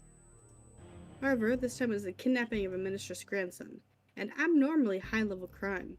Not only was pulling off the kidnapping difficult in the first place, so was maneuvering to have the mistress surrender to their demands immediately. But there was no way for this to work with amateurs. Did these people have a power to enact this large of a crime? Yes. Yes. Yeah. That was the heart of the matter.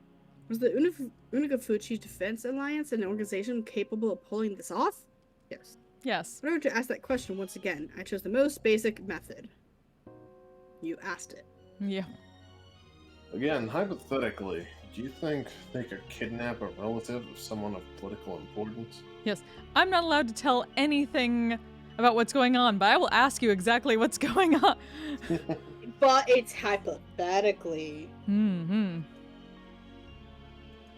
Oops. There was no way they could pull off something that big. That was the answer I most hoped for. If that was the answer, my work was as good as halfway done. I'd be able to get back in time for my wife to give birth. That was how it was supposed to be. Chief, without a hint of hesitation, replied. They just might. There's no telling how far they'd go. Sorry, Greg. Seemed like my work wouldn't end so simply after all. Spooky music. Oh, Akasaka-kun. Good work. How's the information gathering at the XX prefectural office? It's coming along. It seems I'll be able to meet with their local public safety department, so I'm planning on heading out that way. How's the investigation in Tokyo going? The others are progressing along, but the number of groups we have to investigate are countless. Time isn't really a luxury here. There were no new developments at this time. No matter how suspicious the Onogafuchi Defense Alliance was, they solved the case in Tokyo, my job was done. It looked like my wishful thinking wouldn't come to pass. Hanging up the phone, I let my gaze drift outside the window to the valley of unfamiliar buildings. Akasaka-san, car you can borrow has just returned. I'll take it to you, so follow me. Thank you. It showed me the elevator to the underground parking lot where a battered sedan was waiting for me. That the steering wheel was drifting to the left was a little concerning, but it would be enough to get me around for a while. Battered sedan is my car's cover band. My destination was Shishibone City Prefecture, an area under the control of the Onogafuchi Defense Alliance. The Okunomiya police station was right on the front.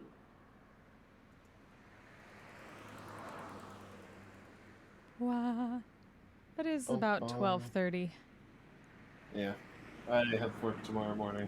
Yeah, so we should I let need them to do crash. that. We will pause here. Thank you all for joining us. And thank you again, somebody, for the raid. I hope Oh. you all enjoyed. Oh, fuck. I know, I need to quick save. It was a halfway point, but... Oh, okay, right. Save! Yep. Make sure... Save. Yes. Alrighty. Yay, we did it! So thank you again, David. Thank you, Yay. Kayla. Thank you. Boss! I believe we should be back next week, if y'all are good with that. Yeah, should be. Cool. So, we shall do that then. And, I will be back on Tuesday. I cannot be around because, Maidens are having rehearsal tomorrow and next week on Monday. Rehearsal! Sorry, David. Woo! I Oh, hope- so you're not going to be there tomorrow night? Yeah, that's what I was talking about. Okay, yeah, Yep. no problem. So, hopefully you have good heist stuff. 3 weeks of heisting. Such heisting. Such heist. Yep. So yeah, who can we send a raid to tonight? Continuing the raid hype. Let's see. Leave. Bye, guys. Bye-bye. Alright, bye-bye. Have a good night.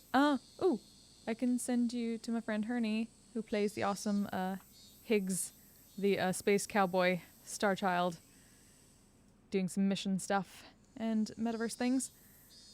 So please send him some love. He is super cool. Let me do this. And like I said, I'll be back on Tuesday night for Lying Fork Inn. There is more raid call. Come on, work. Oh, have I not? Wait, no, I totally had. No? Did I not have my chatbot up the entire time? Damn it. Well, heck. Oh well. I can't believe. What? Brain. Oh well. Let me at least turn that off so I don't hear the Higurashi the entire time. Let me see if this thing will load. Maybe? Maybe? No. Alright, I'm gonna crash as well. Alright. Good Night. Night, David. Yeah, well. Here we go, here we go, here we go. There we go. There's a recall. So grab that. Send her some love. Until next time, you all stay safe, stay healthy, take care of yourselves, and take care of each other. Bye-bye! I'm a badass asexual polyhedral dice holder.